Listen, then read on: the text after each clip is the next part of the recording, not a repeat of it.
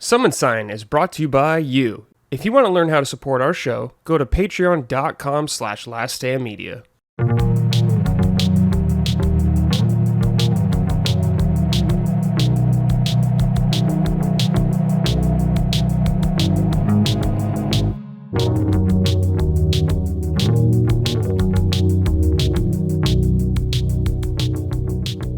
Hello everyone, welcome to episode 44 of Summon Sign, Last Stand Media's weekly in-depth gaming discussion podcast. I am your host this week, Brad Ellis, and joining me I have Mr. Jimmy Champagne.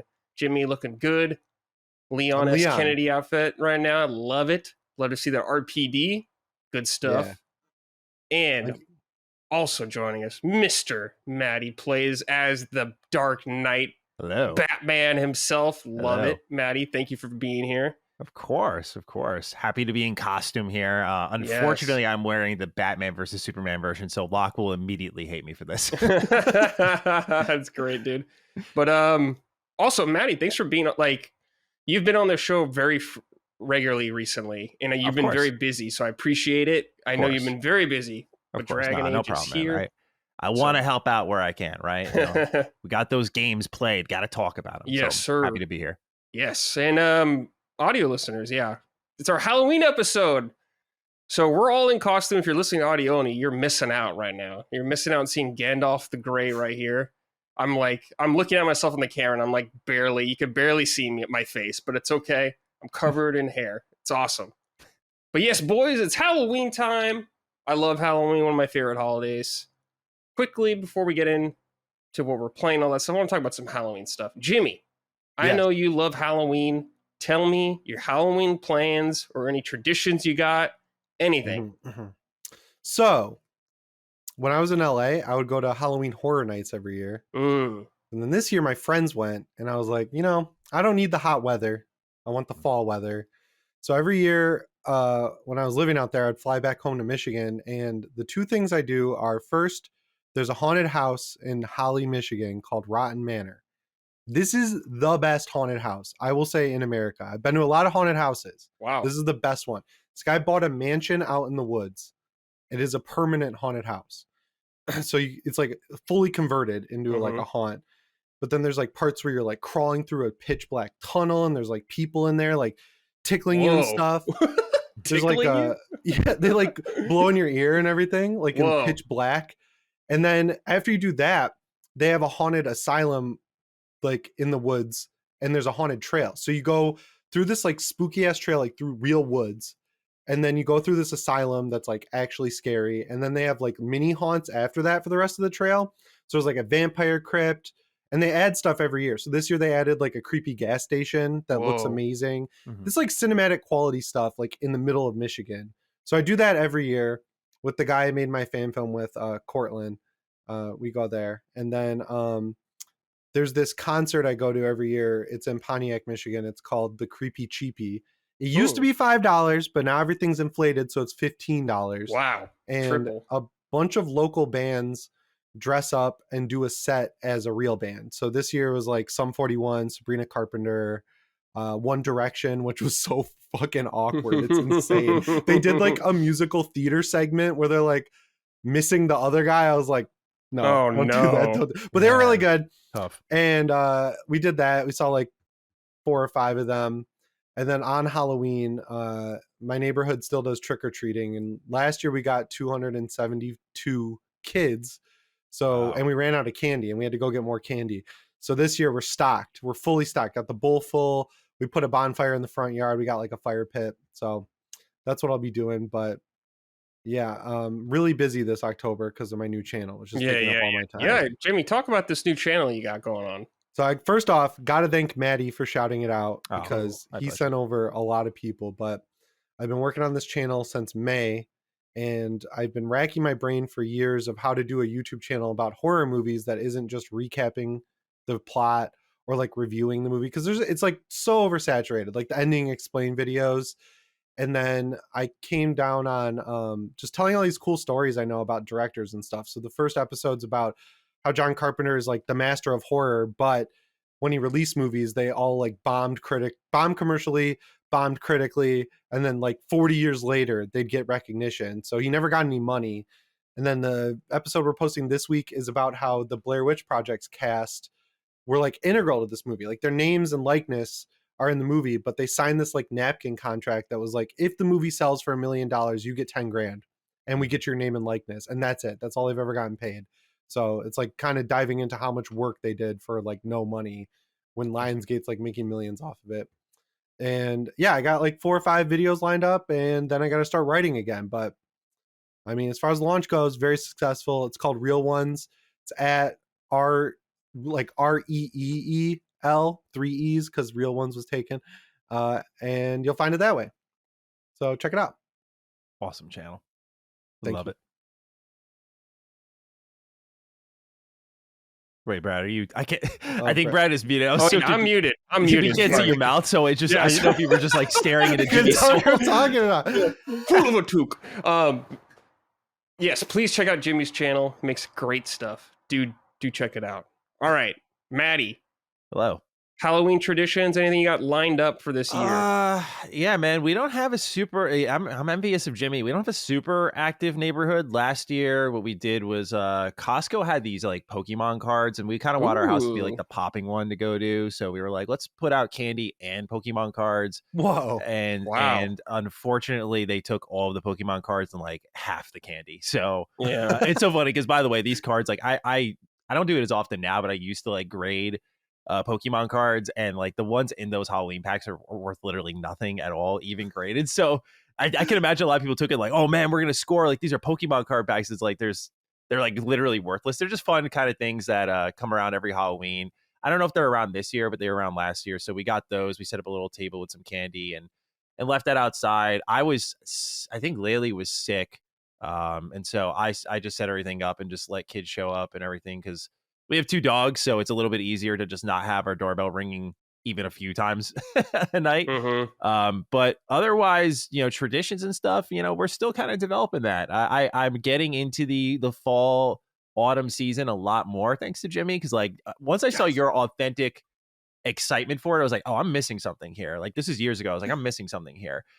So this year I've watched like a couple of, like horror films or like I watched Blair Witch Project for the first time. Cool. I watched kind of campy, crappy ones like Silent Hill. Went out and did, your apple picking and Nice. got some apple cider donuts, some apple cider. Just indulging. I know it's not like Halloween, but like fall activities, right? That counts. Yeah. Yeah. And it's been nice this year, man. Like I'm looking outside my window right now. Like every day, the sky is just like pure blue. It's crazy. Like there's just barely been any clouds. It's supposed to, it hasn't rained here in like weeks.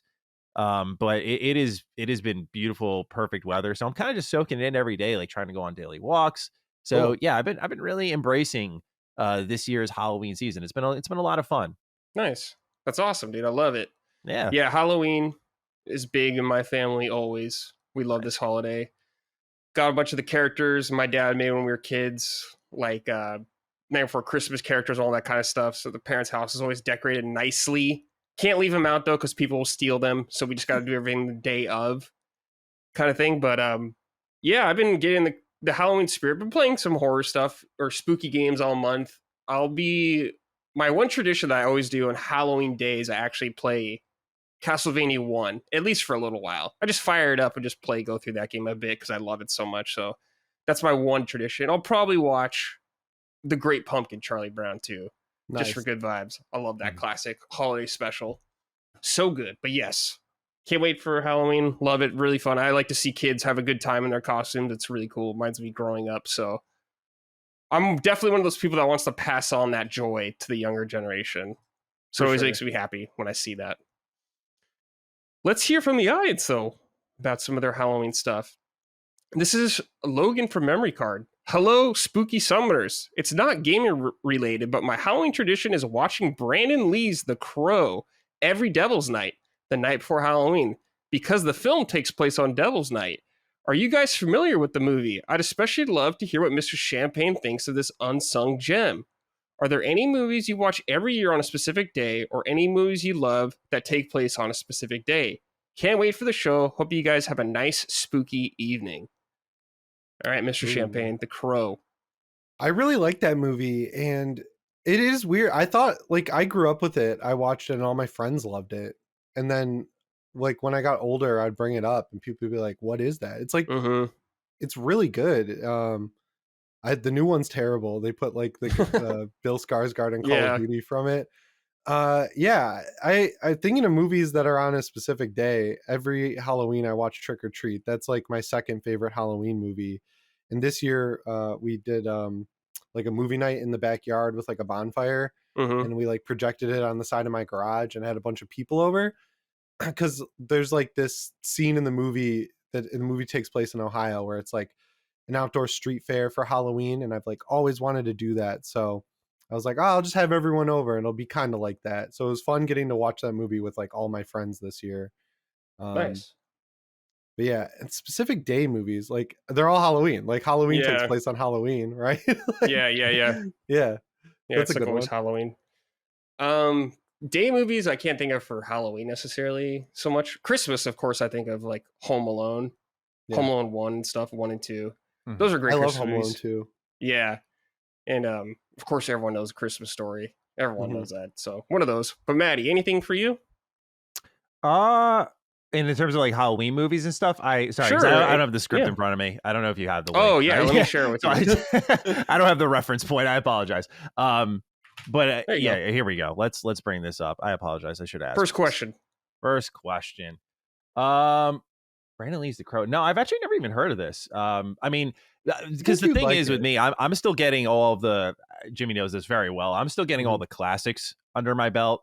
And so I know we're doing this week. We're doing Scream and Scary Movie at the same time, as sort of like a double feature. And so that'll be exciting. But yeah, I'm still like banging out the classics before I even get to like what is defined here by Logan as the the unsung gems. So I'm a little behind on that stuff. But movies I watch every year on a specific day. I mean, I could say Christmas movies for sure. You know, of course. It's a Wonderful Life is like my favorite movie ever. And we watch that it's like the 18th. It's whatever like the Saturday before Christmas is. It just always ends up on that day. So that would be one. But in terms of like Halloween and whatnot, still getting my feet wet there. Strangely, I always watch the Lord of the Rings trilogy around Christmas. And I actually found out a lot of people do that as well. I don't really know why. Maybe because everyone's just kind of home and hanging out on their long-ass movies. Yeah. I don't know. But those are good. All right. This is from Nevitz. Hello, Halloweeners. Did you have a favorite Halloween costume growing up? In hindsight, my favorite costume was my last costume. After 9/11, the news was talking about how anthrax was going to be in a lot of Halloween candy, and it scared me out of wanting to trick or treat. On Halloween Day, though, I changed my mind and wanted to go out. My parents always made my costumes, and this time they might have come up with the best one yet. Cutting the bottom of a laundry basket out and using ropes and suspenders, they put clean laundry around me in the basket. In my candy basket was a cardboard-tied laundry detergent box. For my final Halloween costume, I was a pile of dirty laundry. At the time, I hated it, but all the parents loved it. Now in my 30s, I think it might have been the best costume of all time. Thanks, guys. And it'll be very fun to listen to this episode on my birthday, too, the 29th. Keep it up. Yo, happy birthday. Nevitz, happy birthday, man. Yeah, happy birthday. Love birthdays, so yes. If you're listening to this early access on patreon.com/laststandmedia, you get it on the 29th, which is Tuesdays for us and Fridays for everyone else if you're a free feed. So get it early, baby. Come on in, because if you're on free feeds, you're getting this the day after Halloween. You got to be there when the party's hitting, all right? Yeah. You got to be there right away.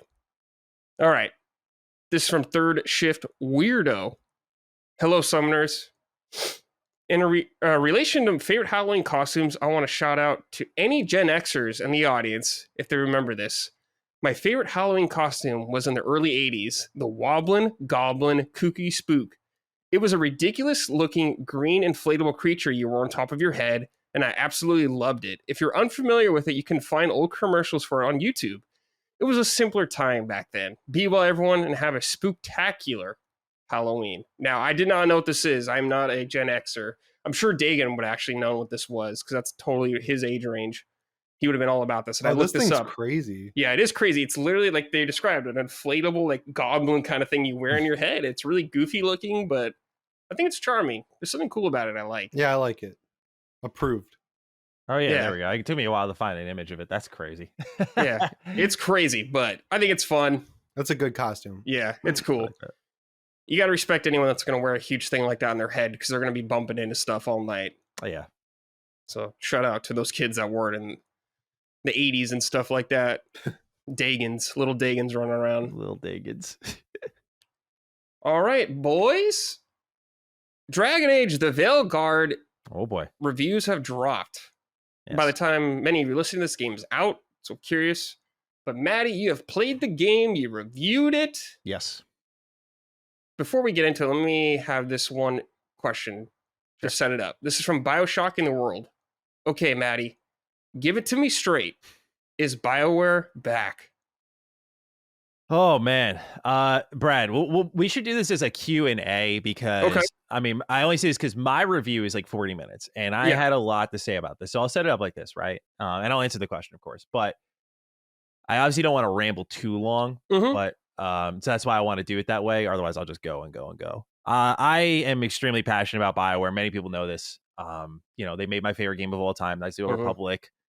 I have not tricked myself that the same people making those games have continued to make the games that come out nowadays from BioWare. But for me, they really started to fall off with Inquisition. That was the last game I played from them, where I actually kind of liked parts of it, but Andromeda I didn't really like at all outside of the gameplay. Anthem speaks for itself. It just wasn't fit for BioWare. And so the Veilguard felt like such a setup for a home run. A lot of things they were saying were great. Like we're bringing back origin stories. We're doing choice and consequence. Back to the single player RPGs, no cash shop, like free from the shackles of EA. Like they were really given a lot of time and budget. They got to like rework the project. It got marketed a lot. They had a lot going for them here in the right direction, the positive direction. And it pains me to say, man, that they just didn't land it at all for me. Now I did peep the other reviews. I think the open critic was at like 80. What I looked at was 89. I think it's probably fallen since then a little bit, or maybe it's risen. I don't know. But I know it was really high. So I'm seemingly an outlier. But for me, as someone who's loved them my whole life and has understood what they've become, which I think is the unique exception there, because a lot of people, when they looked at Veilguard, like, look at Origins, look how different it is. I'm like, look, like at a certain point, you got to get over it. Like they have not made a game like Origins in 15 years, and pretending like suddenly they're going to do that, I think is just kind of denying what BioWare is nowadays. They're an action RPG studio. And do I think their best games were when they weren't like that? Absolutely. But I can't sit here and pretend that's not what they've been making for a long, long time. So I kept a really like open mind with it, not laying the expectations of giving me old school BioWare, but like give me something on the level of Inquisition and the lessons you've learned from that. Give me something where you show that, okay, we understand that you wanted a villain that's more forward facing because Corypheus wasn't that in Inquisition. We understand that our original game in Inquisition was bloated because of the war table and the open zones. So we're going to go more linear. Again, it goes back to what I'm saying. Like all these things check boxes. Like they were doing a lot of the right things, but the quality level from gameplay to writing is just so sadly low. And in a way that it like really, I went through such a range of strong emotions during this review period, unlike anything I've experienced, where I was like really sad at one point. I was like, like it was affecting me personally in that I was like really just so sad because I was like, a lot of people you see in the comments online, like BioWare's gone, BioWare's dead, like BioWare is not the same as they used to be. And I feel like in their past work, you've seen like little fragments of that alive. Like I go back to Inquisition and just the cameos, the appearances, the way they carried over the keep choices. Like it was really good in a lot of ways. It just had a lot of bloat because of the war table. And that was like my biggest critique of the game. But I feel like the Veilguard, it's just so shocking to me how far away it is from even BioWare's, excluding Anthem, worst. The characters, there's you know, like every Dragon Age game kind of has that character you can hang your hat on and go like, all right, that's the character, or Mm-hmm. that's a future leader in one of the next games. Like you have your Morgans, your Lilianas, and you see them go on these journeys and who they become. You have a Varric, a Solus, maybe even a Cassandra. Like you have these characters, right? And Veilguard offers none on that level. Like I think it's 8 members of the Veilguard are just so bafflingly uninteresting. Mm-hmm. And it's just sad, like I said, because that is the one thing where the gameplay is very repetitive, and I can get into that in a little bit. But I think what could have easily saved this game is if the characters were interesting in any way, shape, or form. I do think Emmerich is good. Emmerich is kind of like, he's like a necromancer, and he's part of what's called the Morn Watch. And so the way he like will bring characters basically back to life to communicate with the dead and help other party members with their stories, like the way he's used is really good. He feels very Dragon Age, in that he's got this kind of dark backstory, this sad backstory, and like kind of like where he is at his life is I think it'll feel very real for a lot of people. But you know, he like, it's not saying much that even he is like the best they offer, because even he doesn't match what I said earlier about like, oh, this is a character you can build future games around.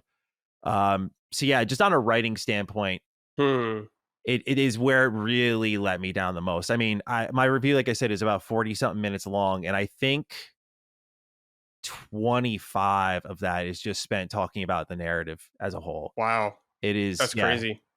Yeah, like I will say, on the positive front, the finale, like the last couple of hours of the game, are really good, because it's where they kind of ramp up like, here's choices, and there is impact, and I think they did a good job with it. Like it was so strange. I've never had a game before where I'm like so certain everything about it's just not meeting my taste and my things I wanted out of it.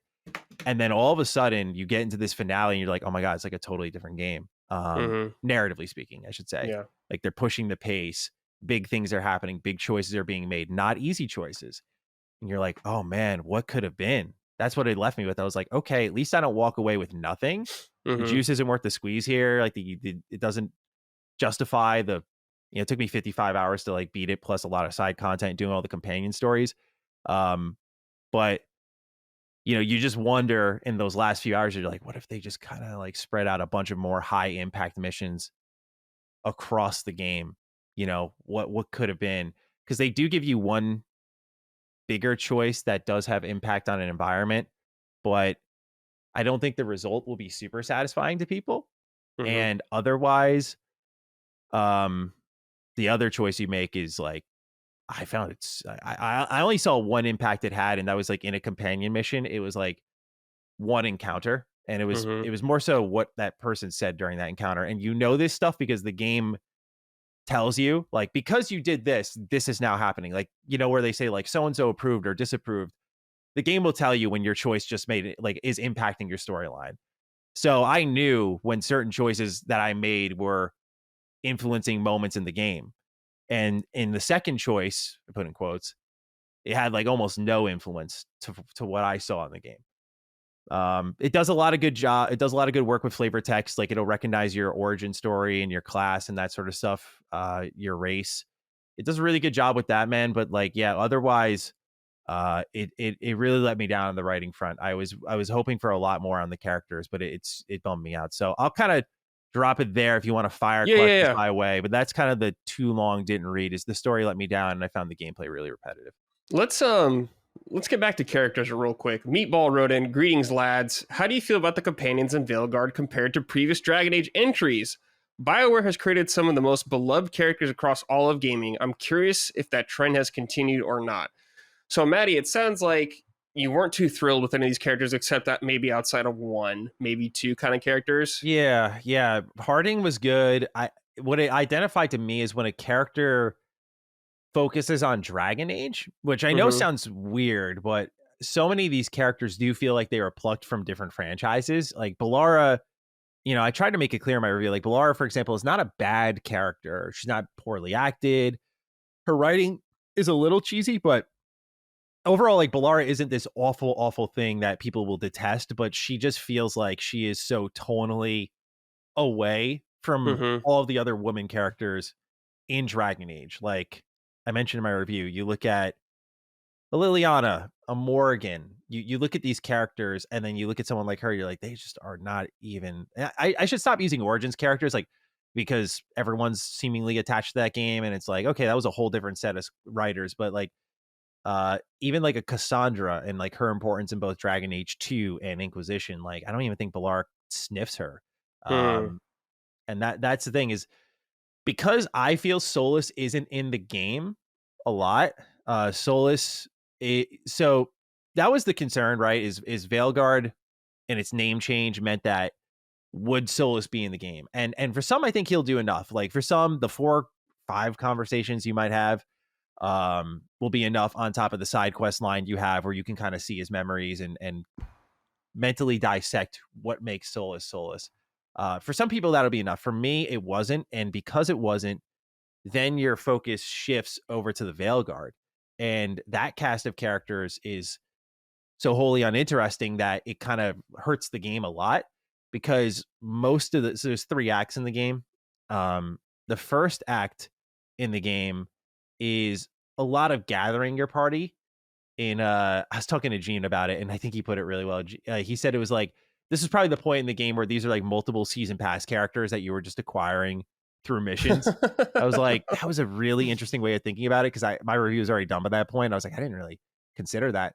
But yeah, he mentioned that, and it got me thinking, because yeah, most of the first act isn't really spent bonding with your party.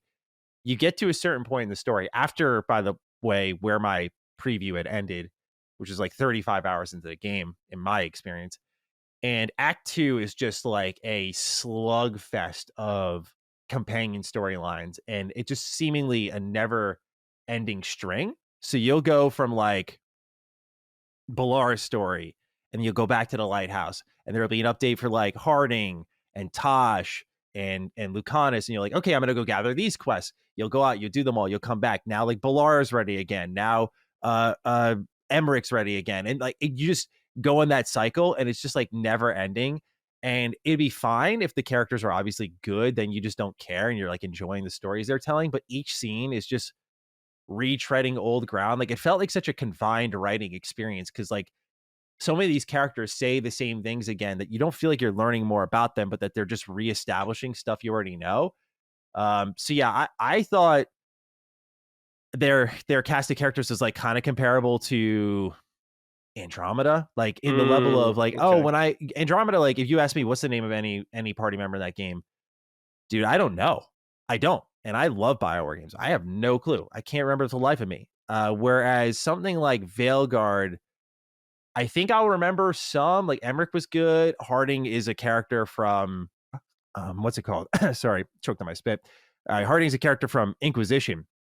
So, you know, I think I'll remember her, but otherwise, I don't think many of these characters are going to stick with me through the test of time. And I was surprised when I saw some reviewers kind of going out, chest out, saying like, this is the best cast of characters that BioWare has ever done. I was like, wow, man, like it's an opinion at the end of the day. Yeah. And like I said at the end of my review, I hope a lot of people disagree with me. I hope a lot of people play it and they're like, yeah, this is good shit. But dude, I don't know. I personally, I just did not resonate with anyone. I just felt their stories were so static. The evolution really wasn't there. And it bummed me out, because again, I feel like that's the heartbeat of these games. And it's like you spent so long with these characters, and to walk away with nothing as a player, or next to nothing, it's such a shame. It really is. So you previewed the game a while ago. You enjoyed it from the preview you played. Mm-hmm. What changed? What was the moment, I guess, for you this time around, where you're just like, very, very good question. So this is where it gets really interesting, because previews, you kind of always, like, we've all previewed games, like you step in blind to a degree of just kind of, it's like a trust fall. Like you have to trust to some degree, like the build you're getting will be somewhat indicative of the final product. The framing they're giving you for the actual content you're playing will be accurate to the experience that everyone else will get. So in this case, what we got was 6 hours of hands-on time. There were like 5 save files that you could jump between, and like I said, we played 6 hours. So that was defined as the first act. And I remember seeing the play time for the save file of like the final part of my preview. And that was at like the 20, it was either sub 20 or like just around 20-hour mark, right? And I remember taking a look at that and then thinking, okay, so this game's got some legs to it because they're saying this is act 1. It felt like the end of the game. As I said in my preview, I was like, wow, this, like, if they're ramping up this like in act 1, I could see the beginning, middle, and end of all these acts being really great. What I come to learn when I'm playing the full game, and this is like a very unique approach I've never quite experienced, is I don't think BioWare and EA were totally honest with how they framed the preview, because act 1, there's 14 parts in the story, right? Like that's how they label it. There's like, as you get trophies, it's like part 1, part 2, 3, and so on. The preview ends at part 9. And so It's you, far in That's the crazy. game. Yeah, very it's far. far. I mean, don't get me wrong. I know like hours don't equal exactly the amount of story content you've seen. But yeah, when you go from, thinking you just played like a piece of the game, I saw a lot, no doubt about it, but you see like that kind of chunk of the game, and then you realize like, oh, they gave us a highlight reel of like the first probably 70% of the game's story. You're like, well, yeah, no wonder we walked away with this with such positive impressions, because you saw all of the best moments without any fluff, without any crap in the middle. And it's everything in between those moments that is really the big problem. I think the missions do lack heft. I do think the missions lack choice, of course, as I've gotten into. And maybe the characters would have felt more important if I had something to hold on to with them. So that's why the preview was more positive, but the review is more negative, because the preview was framed in a way where my understanding was like, oh, I mean, I've never had a company so like blatantly say like, we're just going to like spoil a shit ton of this game for us and the fans, by the way, because this was content we were all able to direct capture. They gave us that trust, which was really awesome. Not a lot of previews just give you B-roll, but they let us do direct feed capture. And yeah, dude, they just like framed it in a way that I think benefited the previews. And so going into the review and playing it and finishing it, I was like very much, I learned with Deathloop, like I shouldn't be certain, but I was like, I think a lot of people are going to see right through this, and it'll be reflected in the review scores. Like BioWare's playing a dangerous game. But I think a lot of outlets don't let the same previewer review the game, because then you are kind of stepping over old territory and you get a fresh set of hands on it. So I was a little surprised with how high the scores were. I don't think it's really indicative of a 90 Metacritic experience or Open Critic experience. But without getting off track, yeah, that's why I personally felt that Veilguard was really good in a tight window, like a preview, versus the whole 50, 60-hour game and what that brings to the table. Okay. Yeah. Matty, let's talk about, I guess, the structure of the game and how it plays out. So from what I understand is it's more like linear, how you progress through the game, like I guess a stage or something like that. It's not open world or anything like that, correct? No, it's linear. So you have hubs. They're a little bit, if I were to draw a comparable, just like to make it easy for people to imagine, like think KOTOR. Like you have this zone, and there are like quests lying about. You can access them through Illuvians, which are these like mirror portals that just take you to these different parts of the world.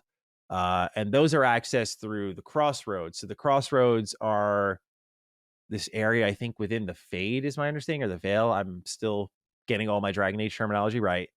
But you're within there, and it pretty much leads you to all these hubs. So that's how you get to all these different parts of Northern Thetis. This is how you get to Treviso, Minrathis. This is how you get to all these places. But they're all like hubs. They're not open world, so it's not like Inquisition that way. But the weird thing is that by the end of my experience, I was like, that might have been more repetitive than Inquisition. I feel like I'm going to let time do its thing on that, but it really did feel that way in the moment. Like Inquisition was repetitive because you'd have to grind out these quests, get power, and go to the war table to then unlock main story missions. Whereas something like this game, like you will, for main story and side missions alike, you're going to constantly be like stepping over the same ground. No. And that's, again, I'm emphasizing here, not side content. That's one thing. Like, okay, I'm going back to the area that was once at to like knock out side quests, but like in the main story, you're just going to be like running around these same areas, and that same feeling I mentioned of like characters restating old talking points. You're like, I feel like I heard them say that before. I feel like I heard that before. You start to get that with the environments too. Like, oh, I've seen this before. Oh yeah, like we're here again, right? And a lot of times, like you'll run through the same hub, and then it'll go to a doorway, which will start the mission, and that's where you'll start to feel the old live service bones of this game, where you'll like interact with a quest starter, and then it'll kind of drop you into a mission space where it's like a little bit separate from the map. It's still like, if I'm in Minrathous and I activate a mission there, it's going to keep me in Minrathous, but it'll kind of drop you in like a newer zone sometimes. But the environmental diversity isn't, I think, strong enough where you can really tell like, oh, I'm in like a different district in Minrathous or something like that. It doesn't really give you quite that feel. Like the environment layout, just, I can't put my finger on it. It's just not very good. It feels, I wouldn't even say old. It just doesn't, it's not good to explore. Yeah. So let's talk about that. Is it like you're going down like what feels like a narrow hallway, or are there like side areas to go to and find secrets, anything like that? Any sense of exploration, or does it just kind of feel like you're very much just going down this narrow hallway? I call it like window shopping. Like I define a Ubisoft open world like that, where you just kind of are walking through. I've never heard you say that. That's like, I know exactly what you mean. Yeah, like it's just like you're walking through and you're seeing all these things. Like people are interacting, talking, shops are up, guards are barking. Like there's things happening, but in the terms of interaction, that's not really there. In the terms of exploration, I didn't really find that there, because what'll happen is as you progress in the main story, you'll open up this kind of map screen. You'll be able to hop between areas in the game, and it'll tell you like new quests are available in this area.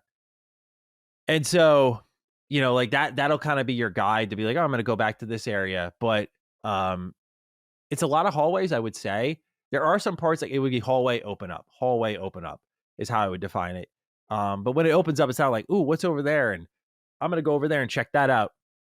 There's none of that. You'll find some like notes on the ground that you can read, that sort of thing. But pardon me, I'm sorry. I'm like burping up a whole. No, that's okay. From earlier. I'm like dying out here, man. But yeah, it is a game that I wish the exploration was better on, because like it is very similar to Inquisition in that like I also don't think the exploration in that game was very great. Like you could tell with the hinterlands, they're like, oh, we love Skyrim. We thought that was really great. And they were like, let's try that. And they didn't get what made Skyrim. I feel like that design philosophy didn't really evolve with this game. So yeah, the exploration isn't good, man, unfortunately. It sounds like, so you can correct me if I'm wrong here, just from what you're describing to me, it reminds me a lot of Final Fantasy 13, kind of in that layout, very hallway driven in a lot of ways. You feel like you're going on like a path, and you look at like the map or whatever, and you're like, oh, this is where I'm going. Yeah, there's like this illusion of you're in this town kind of thing, like that. Like Final Fantasy 13 definitely had it. Like you're in a town, but like there's one little shop droid you talk to, and that's about it, kind of thing like that. It's all like you said, window dressing. Yeah, it is a really, because I think Gene said that too, but that's a really good comparison, because it does, I wouldn't say it's as hallway-y, if that's a term we'll use here, as a Final Fantasy 13. In fact, I would say like not even close, because at least like this game does have moments where a zone is a circle, where like 13 is straight up just you're walking hallways the whole time. Just everything beyond the hallway looks really pretty. So it's like, man, I want to go out there and see that. Yeah, I saw one level in Ralph's review where there's like a zip line, and like it was like in a little fall forest. There's like a castle sticking out, but it's like in the footage he was showing, it looked like a playground. You know, it didn't really look like a livable space, or like a space. Yeah, like, it wasn't like see the walls around it. Like there's like a circular mountain. Yes, like, it felt like. It felt a lot like a Strike in Destiny or something, where it's like you're loading in. Yeah, and it's like this pre-rendered level, and it like looks like it's a big explorable space, but I could like see the walls, and it's very confined, and that's a good way of describing. Yeah, it's like a Strike. You can. I don't know. I didn't feel like a lot of the multiplayer routes in this game were ripped out as firmly from the ground as I think people will think it is. I mean, I kept it out of my review because, like, again, it's just speculation. But yeah, I just got the feeling like there were moments in the game, like whether it's how you start quests or how like navigation works, like, oh, there's a new side quest in this area. Like you can't even open up the map for that local area to see like where is the side quest and just fast travel to the beacon near it. You have to like almost Starfield it, like fast travel to the area, then fast travel to the area near the side quest. But yeah, it's very confined. Yeah, so I guess when you're playing through this, Matty, because I think games can be totally fine if they're super linear in a lot of ways. It just depends on the game. Now, when you were playing through this game, it seems like it really felt like, man, they need to let me kind of off the leash kind of thing. Like, I need to be able to have this sense of exploration. I haven't played Dragon Age Veilguard, and I haven't played 1 and 2 since they came out, so I could be misremembering a lot of things, but it kind of, I felt like you had more options, I guess, in some of the older ones, but maybe I'm misremembering things. But yeah, I guess, did you feel like, Matty, you just felt really confined the whole time? It felt like you're boxed in too much. Okay. Yeah, like one example of being boxed in I'll give is like you can't really be mean to anyone. And like there is one and the dialogue options will like reflect that, but then what your character says doesn't. So like one of the choices I had that I shared in my review is like, you have an option. Who is this fool? And I go and I click on it and my character goes, who is this? And that's it. Like he doesn't even seem like upset. He's just asking a question. And the world doesn't react to it in the way that you want it to, which is like, no, I want to like let this guy know I didn't like him. And so the game never really lets you do that. And that is like, I think the best kind of, if you look at it in a little capsule, it's kind of spread across the whole game where it's like, it doesn't let you do what you want to do. And in turn, it doesn't really reflect your choices ever, which is what an RPG I think should do. And until the finale. Again, the finale is great. Like the finale has choices. The finale has consequence. Like it's really cool. Like it felt awesome. It was like, oh, this is what I was hoping for. Yeah. But yeah, man, they just unfortunately, I don't think did a good job. Like they just kind of keep you very limited, not strong agency. Like even in build crafting, I think it was a little limited. Yeah. Like, I don't know. I'm not like a Bioware expert by any means, so I don't recall, but I remember playing Mass Effect and being like, thinking about my choices kind of thing like that. I'm like, I don't know how this is going to affect kind of things like that. I'm like really thinking about it. And it's pretty basic. Of course, it's an older game, but compared to now, it kind of seems like from what you're telling me, it's like, it feels like it didn't really matter to you, or the game didn't really flesh it out, whatever you picked. Like you said, that dialogue choice, it seemed like way more tame than what you expected it to be. Yeah, dude. Like one thing that made Dragon Age such an investment was like the keep, right? You bring these choices over from old games. And so the excitement of making choices like in Origins is, how they can carry. And like you knew that at the time too, because they were final enough to give you satisfaction in that moment, but open-ended enough to make you wonder what happens next. And so a good example of that is like if you romance Morgan, you basically have like a kid with her in the first game, and that kid can appear in Inquisition.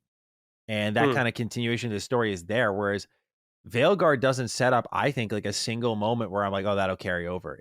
It feels like this is the last Dragon Age game. Like there is a sense of finality in the story that I appreciated. That's why the ending was great. Like there was a sense of like, it's done. And I really liked that component of the game, but I just, man, do I wish they spread that wealth more. Yeah. It's such a shame.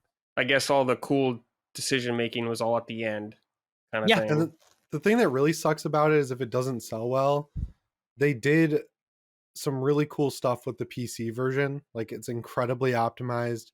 It doesn't require their launcher. Yep. And it doesn't have DRM. Yep. And EA keeps updating their games to add in the specific anti-cheat that Linux can't use. But like this game, they did everything right. And then if it doesn't sell well, they're going to be like, oh, it doesn't matter if we don't have DRM, we don't include the launcher, blah, blah, blah. So that really bums me out. Just from like, this game was never on my radar, but for my Steam Deck stuff, I was like, great. EA is finally not getting, because you need that launcher to play any game and it needs to connect to the internet. So like Burnout Paradise Remastered, you can't play that without the internet. So it like neuters it on the Steam Deck. So I was like, damn, Yeah. why this game?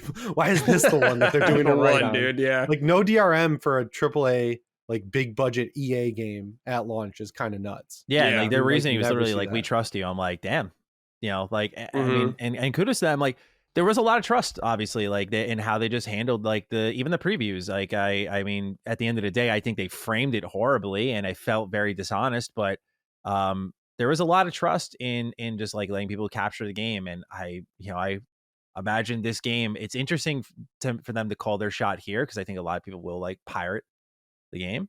Mhm. So yeah, dude, it's it is like one of the saddest games I've played, and not in the like I like Silent Hill 2 is like one of the saddest games I've played, but like I don't mean it in that way. Like Dragon Age of Veilguard, like it I'm happy to see it's like selling well on Steam. I think it was in the top 3. I'm happy to see that people like it more than me. I'm just beyond bummed though that I don't like it as much as I get that, man. You know, Yeah. because it's just one of those things where as a reviewer, you know, you go in 1 month with me back-to-back releases from my favorite game studios like Bethesda Game Studios to Starfield Shattered Space. Like I don't like this at all. And Mhm. then I played this from BioWare and I'm like, I don't like this at all. You know, you have that look in the mirror moment of like, man, like am I jaded? Actually it was our topic on Constellation. I was like, you know, have you ever played entertainment that made you reflect and go like, who am I? And like am I the same person? Do I like the same things? And so like I went back and I tried to like reconnect with like Origins. I'm like, no, this shit's still fire. And like, you know, Mass Effect's still fire, and Yeah. Fallout 3 is still fire. I'm like, yeah, it's just unfortunately not what I want from BioWare at all. And I to emphasize just one last point, I really feel like my expectations were in a very fair place for this game. Like again, a lot of folks were coming in with the Dragon Age Origins heat, and I'm just like, people are entitled to believe what they want, but like I think that's not fair because they haven't made that type of game in so long, as I said earlier. They just haven't. But they have made games like I'm sorry, not Origins, Inquisition. And that was recent in the scheme of things. And this seemed to follow that blueprint where I was like, that's where my expectations lie. Like, can you give me something around Inquisition quality where my choices will feel respected? The story will be, I mean, again, I think Inquisition would be a damn fine game if that war table system didn't really exist and it wasn't like a single player MMO. But it didn't really feel like they took the right lessons out of the feedback from Inquisition. They're like, okay, we're going to get away from open world stuff so the game's less bloated. I'm like, dude, I was actually watching my 2020 review for Inquisition where I did the base game and all the DLC.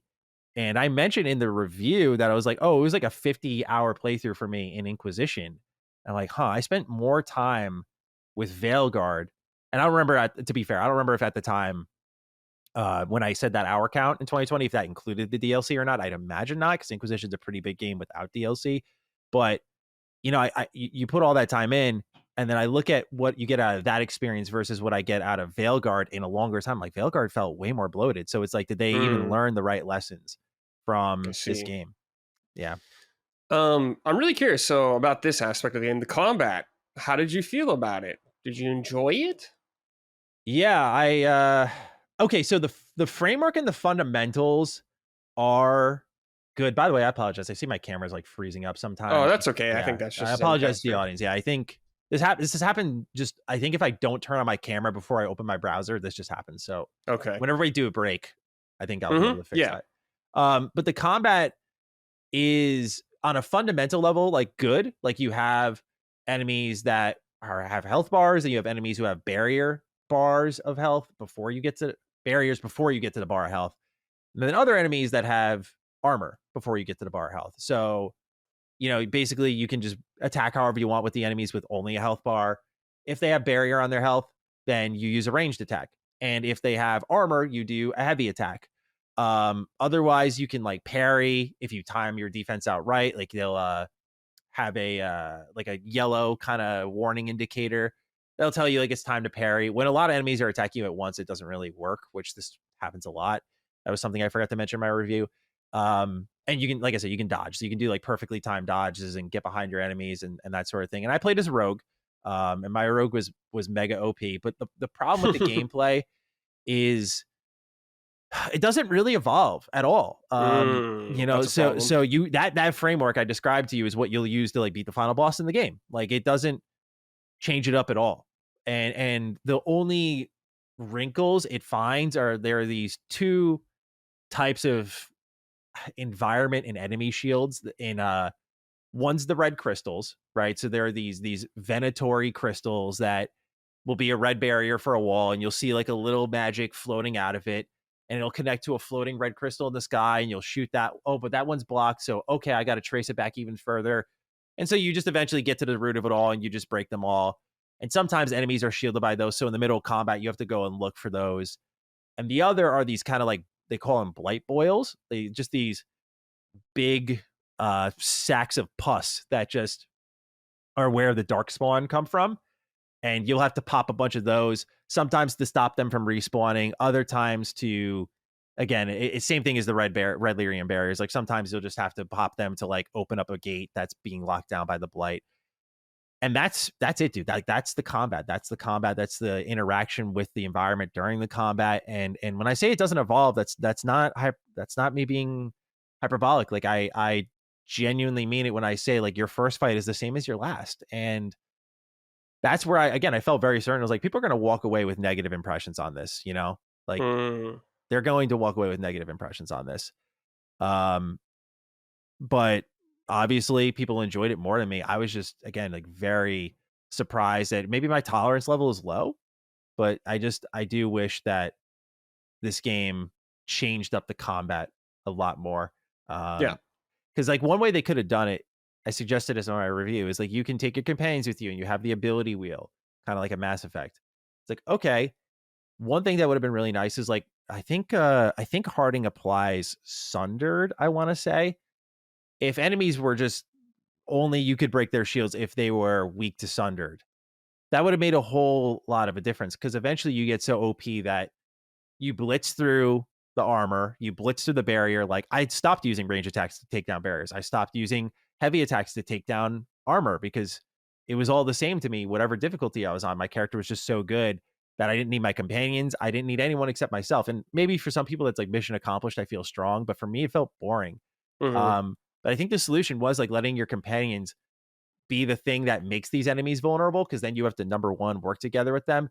But also, now that I'm talking about it, it reminds me a lot of Ultimate Alliance, like Marvel Ultimate Alliance, where you had to do like specific combo inputs to like destroy an enemy shield and weaken them.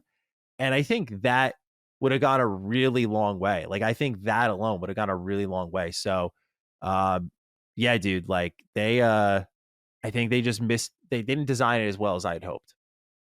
Damn. Yeah. Just kind of as we wind down, I guess. Your class. So you said you played as rogue.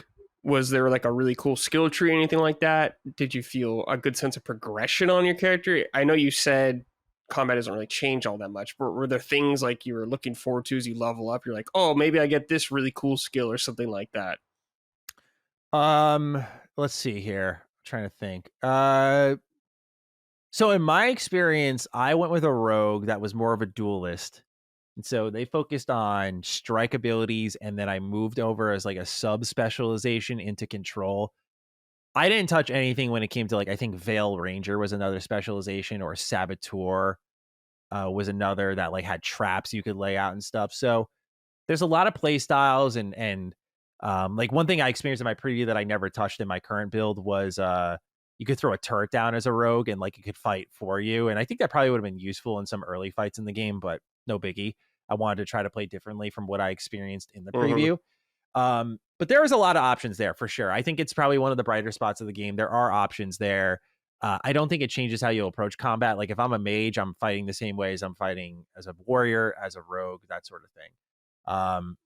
So yeah, I feel like the best thing about the build crafting too is that you can respec at any point. So you can refund all of your points.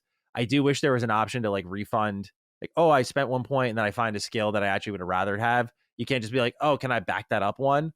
You have to like back up all of them. And so there were times I made decisions where I was like, I don't know if I feel more comfortable. The other one was like, I'll get it next level is what I decided instead. And it ended up not really mattering because like I said, my build ended up being so broken that I kind of broke the fundamentals of the game.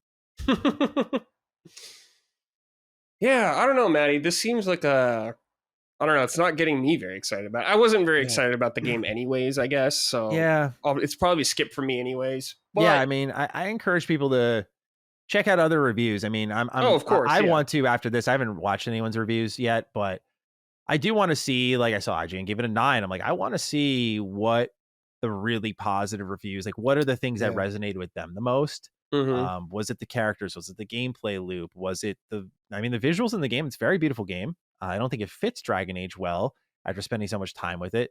But did they like the tone shift? And the other thing is, like, do I learn, is the audience for Dragon Age so different now? Is it not for people like me? Is it not? And that's also something I'm considering kind of late in the game here. Like, was it just not Yeah. for me? So Yeah, that's possible. we'll see. Yeah, I don't know. But check out Matty's review. 40 Thank you. minutes. Matty gets very in depth with all of it. Indeed. So if you want to know more of Matty's thoughts, please check that out on his channel. Mr. Matty Plays, right? That's where it's at? Yes. Thank you for checking. Okay. Yep. And you know what, Matty? I don't know. I feel like this is kind of remind me of Starfield in the sense that it got good reviews. It scored Yeah. pretty well all around. But when people started playing it and getting into it, just kind of soured. I wonder if something like that's going to happen with this game. I just get that weird feeling about it.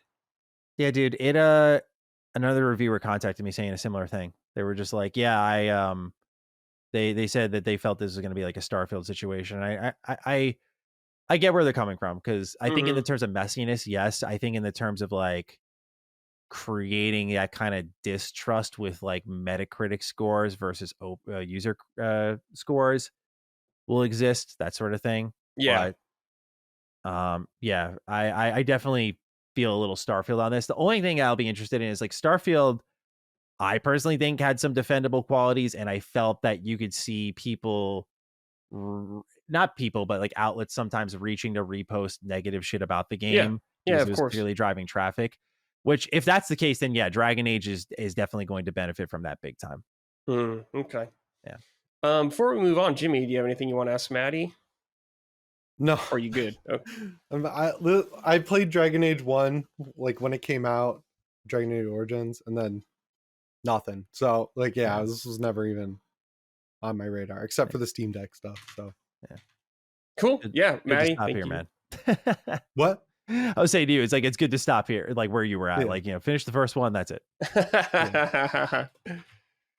Great though, Matty. Thank you for sharing your thoughts. Appreciate it. Of course. We'll see what everyone thinks. But yeah, Yeah. If you're curious about it, check out reviews every other place. So Yeah. see I'm what you looking think. forward to seeing how Dragon Age fans in particular react to it, because like in the case of Inquisition, I didn't like that either, and then a lot of Dragon Age fans ended up really liking it. So maybe they end up digging this one too. We'll see. Cool. All right, boys. So what I have been playing, I recently just played through all of the Alan Wake 2 DLCs. Nice. So that is Night Springs and the Lake House. And I played through all of them in one go, and it was probably like 4.5 hours, maybe 4 hours to get through, depending on who you are, to get through both of them. But they are $20. I got lucky though and got them both on sale for half off. So I was like, nice. So that was a good pickup. Where'd you play it? I played it on Epic because it's PC. Oh, okay. Cool. It's not on Steam yet, I don't think, but I had it on Epic from a while ago. But yeah, I played it on PC, and I gotta say, pretty fun. So I'll start with Night Springs first, just because that came out before the Lake House. So the Night Springs it's all set up like a what if Twilight Zone kind of thing like that. You have Mr. Door at the beginning doing this whole like Twilight Zone intro like that. And it's 3 separate parts. So there's part 1, part 2, part 3. And I'll just talk about, I won't get like super in depth with all of them, but I'll just briefly touch about which each of them is the first one. You are Rose, who was the waiter from Alan Wake 2. Yeah. And she's a big Alan Wake fan of the writer. She's a big fan of his. So, and this is like a bizarre scenario where you are her, and it's like everything. It's like her perfect world, I would say, like that, her vision, perfect world. She runs this diner and has like a really nice color palette, very like 50s and pastel looking like that. And Alan gets captured, and the whole thing is you are her rescuing Alan Wake. So she's got like she's got all these guns and everything like that. It's the most action packed out of all of them. So that was a good trailer, and it looked awesome. It's a good time to shoot a bunch of dudes for this one. It's much more straightforward, but I enjoyed that one the most actually out of all of them. I thought it was just really fun and goofy. And I had a great time with it. The second one revolves around. I don't know. I don't think this is a spoiler because they talked about who it is. But the second one, if you're very curious, like I'll just write this down just so if you guys are worried about it. I'm not worried about it. I don't. I'm for the audience. Oh, okay. Here, I'll just write it down for them. But yeah, the second part is you are Jesse Faden from Control, and she is in Coffee World, and there's like this whole kind of coffee cult thing going on there, and so you're walk around this amusement park, kind of solving some puzzles. This one actually has puzzles and stuff like that, and I think it's okay. I thought it was all right. I didn't like it as much as the first one. Kind of I don't know. It felt like it was just lacking something, and kind of I was like, oh, that's it, all right, kind of thing. When I finished it, it's okay. And the third one is you are I forgot his name, but you are the sheriff, the guy who was in Quantum Break, the actor, not the Quantum Break character, but the actor. You are him. And he's going through like a bunch of different realities, like alternate realities. And you do a bunch Sean of Ashmore. them. Yeah, Sean Ashmore, that's correct, the actor. And I'm not going to spoil what some of them are, but they get pretty wild. So those are fun. Go through them. I like that one the second most. But yeah, the one where you're Rose, I thought was the most fun. I like that one the most. Cool. So those are all just kind of what if scenarios, just goofy things like that. But the Lake House is the actual like story DLC relating to Alan Wake. Now I would say this probably takes an hour and a half, 2 hours, probably depending on, I don't know, just the average playtime, I guess. There's like puzzles you got to do or like codes you got to find, like type in a computer.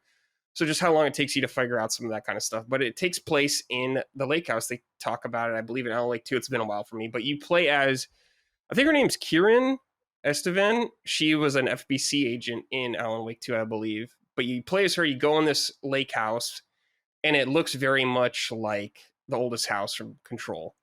Like the art, I forgot what that style is, that all that's kind of based off. There's a word for it, but I forgot what the word is, but it looks like the oldest house. You play Control, you'll feel right at home. Brutalism. And what'd you say? I think it's brutalism. Brutalism, yeah, that's probably it. And it's cool, but it does exactly what I hate in Control. That there's way too many documents, man. There's just too many. Stop, guys. You guys got to stop this, man. You have too many documents, please. Are they and all you need to read long these. too? I don't know if they were long. They were long enough that I got annoyed, Matty. Okay. I was like, all right. I know Control apparently, I haven't played Control yet, but I know Control apparently had like oh my god, Matty, really long documents. So many. You go in a room, Matty, and there's like 5 in there, and they're all long. And you're like, okay, dude. Then you go in the next room, there's like 3, and they're long. It's like, cool. I like the lore, but you guys got to audio tone it down. logs, you know, like I think there I are wish they some. did audio logs, like where are there? You could just run around and listen. I wish they did that more. Like the voice acting in those games is so good. Mm-hmm. Yeah, it's all great. All that stuff's really good. Yeah, and the presentation's really good. All that stuff's awesome. But I just wish they would. I don't know if that's a problem for most people, but that really bothers me. I'm just like, you guys gotta stop. You gotta calm this down, kind of thing like that. But yeah, you go in there and it's interesting. It all runs around different floors. You get these key cards, you know, all that kind of that classic survival horror. Get key card, unlock a new area, stuff like that. And there's like one new enemy type in there, which is cool. You see him in the trailer. He is like some paint monster, and I won't get further into that. But yeah, there's like a new weapon in there, which is cool. But it is short. I like it because some of it is you're in an area and there's like, there's a lot of guys in here. So you might not want to try to fight everybody. So you might want to try to run around, which I did personally. But you probably could kill them all because they do give you like the shotgun very fast and stuff like that. So you have the firepower to fight back, but I definitely kind of slowed it down a little bit. But yeah, it ties into a bunch of that stuff. And it's been a while since I've played Alan Wake 2 and Control, so I'm not super familiar with the lore anymore, but I'm sure there's some stuff in there. It doesn't really touch on the ending of Alan Wake 2 as far as I'm aware. So if you're worried about that, it might not show more. But I finished it. It's all right. I thought I was like, all right, it's cool. I like the setting. I like being in that environment. So that was all cool, but no cool boss fights or anything really like that. Oh. So, but it's nice. I liked it, but it's not going to be for everybody. I could see someone spending money on just like, that's it, kind of thing like that. I could see that happening, but yeah, I don't know. It didn't bother me too much, but it was good. Overall, I enjoyed the DLCs. I had a good time. Let's see here. I just want to read these real quick. This is from Derek Mozzarella. Hey, Summoners, how are you like Alan Wake 2 DLC? With, sorry, while Night Springs and especially the Lake House were fun trips back to the world of Alan Wake Control, I found the lack of expansion on Alan Wake 2's ending a bit disappointing. Here's hoping we aren't waiting 13 more years for some answers. Have a great week in Halloween. Yeah, I feel like if you're in the Remedy verse, which they're definitely ramping up now, which is cool. I like all that stuff, but you're gonna be waiting a little bit, maybe. Maybe Control 2 will get some closure on that stuff, but keep waiting, I guess. Yeah, I was gonna say, if they're connecting everything, I guess do you have to wait for the next Alan Wake to get some finality, or do you think Control? I don't know. It's hard to say. I'm speaking totally from like knowing nothing about any of these games, by the way. I have no idea, Matty. Maybe they'll talk about more of it in Control 2. I'm not really sure.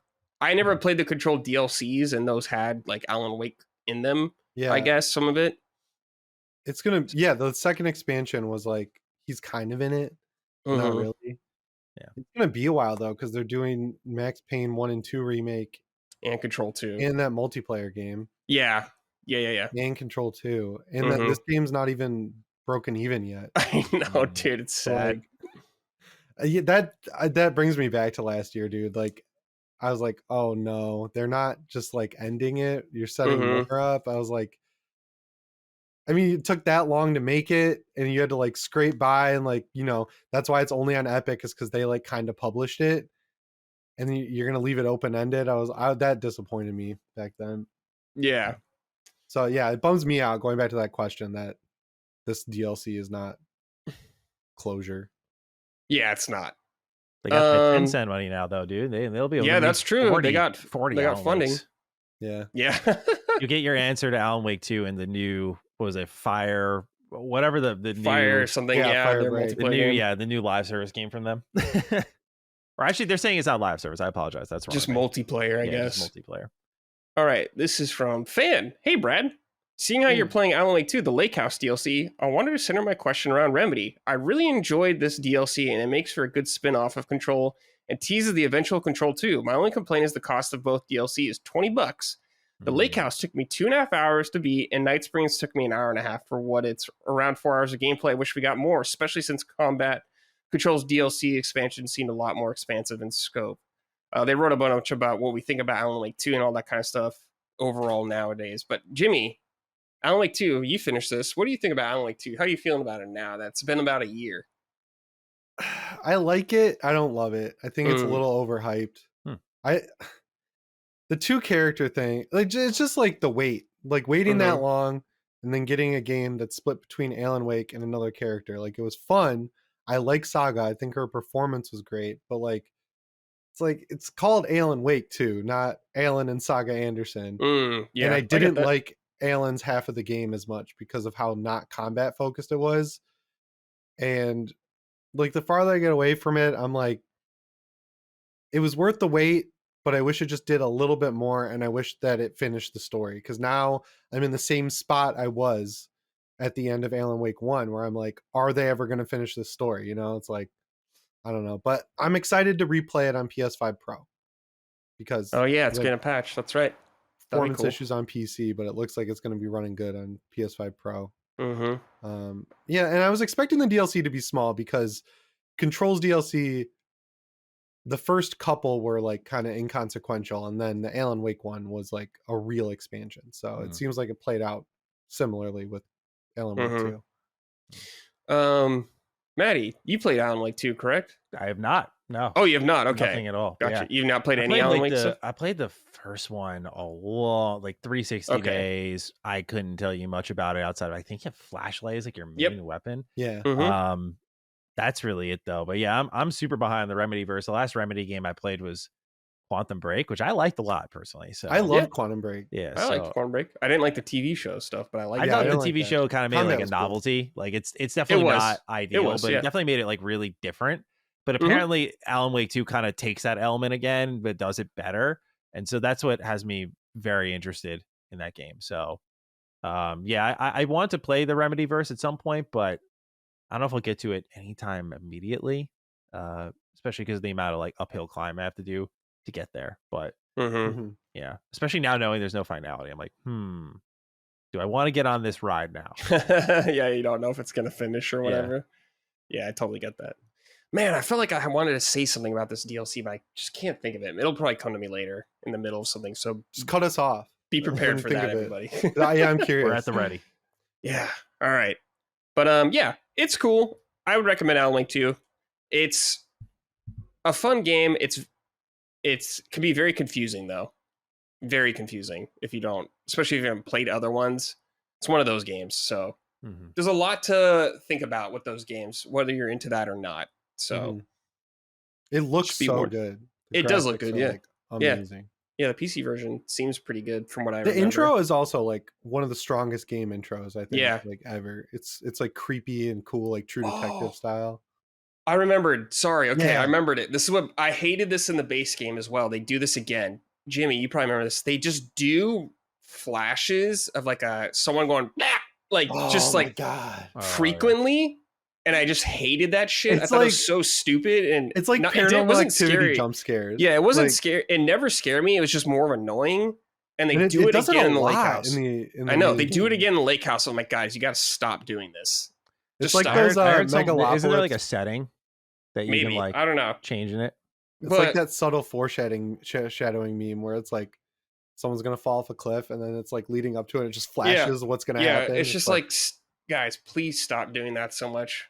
Please. Once in a while, once or twice in the playthrough, it may be effective, but not Yeah. constantly. You gotta tone that down.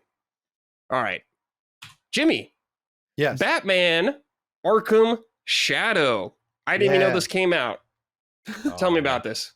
I didn't even know. I knew it was a thing because they showed the trailer at Summer Game Fest, and I was like, "Oh, it's a new Batman! I'm so excited! Oh, it's VR." Mhm. And then I was hanging out with Jake Baldino over the weekend, like last weekend, and he said it's really good. Mhm. And then I heard them talking about it on his podcast, Friends Per Second, and I was like, "Oh, I don't know," because like I was really hot on VR when the Quest 1 came out.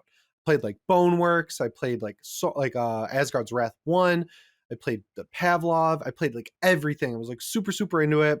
Got the Quest 2, and I was hoping that the Quest 2 would be like the breakout moment where, you know, you'd get a lot of like real quote unquote games. We got Walking Dead, Saints and Sinners, and then it just dried up for the longest time. Mm. Yeah. And then everyone's telling me this game's great, so I look on Best Buy, I have $200 of rewards credit.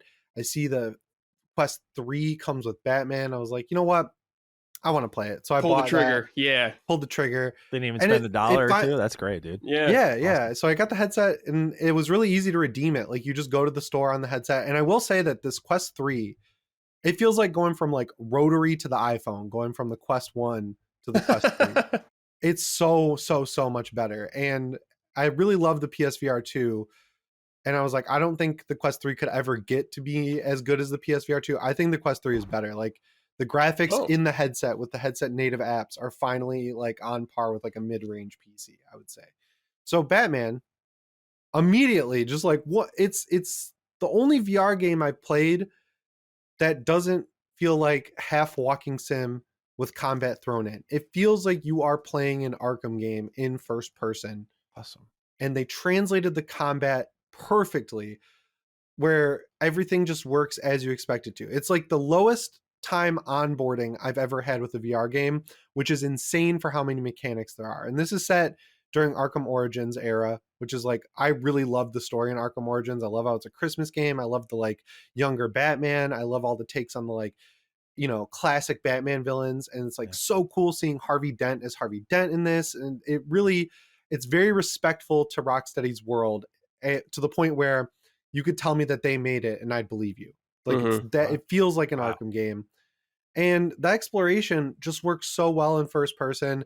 Even doing little things from older Arkham games, like, you know, pulling the vent off the wall, you like play out the animation yourself, but it is the exact same animation from Arkham Asylum, where it's like you pull the vent out, there's that like satisfying pull, so you feel strong. You move it over to the side, and then you can do the kick to like kick it out. The combat is translated extremely well, where it requires a lot out of you, where it'll put like 3 circles over someone and it has to be like right, left, right, and then there's directional arrows to like uppercut or like hook. Doing the thing where you grab someone's shoulders and knee them, you have to like pull down, but all the moves that you'd expect to be there from the original Arkham are there. You can do the cape stun. You like put Oh, your wow. controller Cool. down and pull your cape up. The glide, you put your controllers down, pull the trigger, and put your hands out, and you'll glide forward. And you have control by like tilting Damn. your arms. That was like the thing I was most concerned about. That's so exciting. Okay. And then the counter, because the counter is like the most critical part to the Arkham Yeah. combat. The way they do it is it puts like in your field of vision an arm stretched out, and there's like a timing loading bar on it. And if you stick your arm out, it warps the camera to that guy, and you can then block him from hitting you.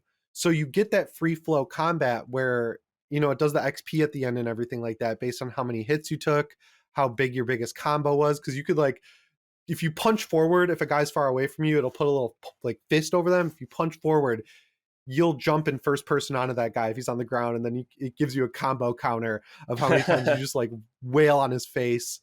And they did a good job with the detective mode. It feels so cool. It never really gets old either. I expected it to, where you put the controller up to your side of your head to turn on detective mode, and then the whole map just like does the Batman detective mode, and you can see like where the vents are. You can see the people through walls.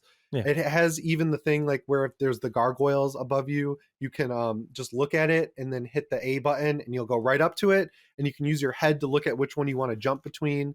And thank Christ, you don't have to climb ladders in this game. There are ladders, but you can just grapple up them. Yeah. Because I'm so sick of the VR climbing gimmick. It takes me out of the game. So yeah, and Elijah Wood is Scarecrow. And using your triggers. Yeah, I was just like, all right, I get it. That's like a cool thing in the first VR game you've ever played. Yeah. And then it's like, oh, Arizona Sunshine. Oh, I got to climb a ladder. Oh, Batman, I got to climb. Yeah. I don't have to climb the ladder. This is awesome. I can just grapple. It's like great. That's awesome. Performances are excellent. Matches the art style perfectly. And then there's these moments where you'll be in like Commissioner Gordon's office, and they'll be like, I need a smoke. Come join me on the balcony. And then it's 4th of July in Gotham. So you like get out on his balcony, and they did such a good job making it feel like you're this tiny little guy in like a massive city. And there's like, there's like fireworks going off because it's 4th of July. Like you look down in the alleyways, it's all grimy. It's a really, really highly detailed game. And my bar for VR so far was Half-Life Alyx, but this surpassed it because it feels like you're playing a video game. It doesn't feel good for a VR game. It feels on par with a console game. And I'm halfway through it, around 5 hours, I would say, and it's paced really well, no padding. And then instead of Riddler trophies, there's rat catcher trophies. So you have to solve like puzzles that you're interacting with the world, like pulling levers and warping around, and then you smash the trophies on the ground. So it pulled everything from an Arkham game. So how's the structure? Is it like you have a hub or something and you go to a mission, stuff like that? No, so far it's mission to mission. So there's no hub in between, and it's a very linear story, and it plays out very cinematically. Like it builds really well. The pacing's good. I like Camouflage a lot. I played Republic back in the day. It's paced very similarly to that, and that it's really well paced, and the story builds up, and it does the thing like the classic Batman thing where you're Batman at the beginning of the game, and Alfred's like, stop hitting him so hard, you're gonna kill him, and then it's like 5 days earlier, so it like instantly hooks you, and you're like, I got to know why this Rat King is such a like pushing Batman to the brink of like actually beating people to death, Damn, this sounds awesome. I wish I could play. It's Quest only though for right now. Yeah. Do you have any Quest headsets? No. Okay. Ben was telling me that if you pirate it, which I don't condone, you can play it on Quest 2. Oh, interesting. It's locked to Quest 3, but if you like sideload it, it'll work. Man, stuff locked to like specific VR so platforms is so annoying. I would have loved to play it on my PSVR 2 that I used once. That, I bought. Like that would have been great to not need an entire new headset. Let's see here. This is from T-Dot's Finest 82. Hey summoners, this one is mainly for Jimmy. I've got a PSVR 2 and a PC adapter for PSVR games. I'm this close to pulling the trigger on a Quest 3S, but I just can't bring myself to do it, as I barely have time to play on the VR games I already have access to. I'm itching big time to play games like Assassin's Creed and Golf Plus on the Quest though. Is Batman as good as the reviews say? It might just be the game that pushes me over the edge to jump into the Quest ecosystem. I will say pull the trigger, because not only did I really enjoy Batman, but it got me to try the Arizona Sunshine remake, and I love that. And then I remembered that I bought Resident Evil 4 on my Quest 2 and never really tried it. So I spent 3 hours the other night running through that. And the new Quest hardware, the 3 and the 3S. I know the 3S has like flat lenses, I guess, like pancake lenses, but that seems to be the only difference. The graphics are finally good enough on Quest where you don't feel like you're missing out. And then you can take advantage of the benefit of no wires, just playing natively on the headset. So me, as someone who has a PSVR 2 that I never want to take out and plug in, because it's like a whole ass thing, the Quest, I can just throw it on. It wakes right up. The whole setup process takes 5 seconds. So you just boot it up, put it on your head, and then you're in. Nice. And it just makes it feel like a console now, where there's no like, but it's VR kind of angle. So I would say, especially because the Quest 3S is a lot cheaper. I think it's $350. If you're planning on playing this, like Asgard's Wrath 2, Assassin's Creed, Golf Plus, there's the new Alien game and the new Metro game are day and date on Quest with PlayStation. I think you'll get a lot of use out of it. Finally, they have like a bunch of games coming.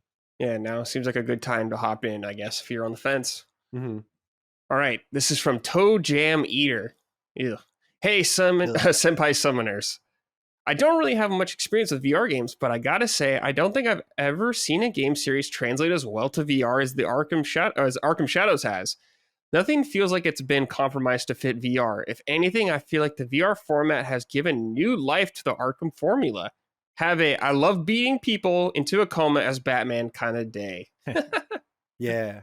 Yeah, that's what it sounds like from Jim. I What agree you're with saying, that. Jimmy. Yeah, I It just totally sounds agree with that. awesome, man.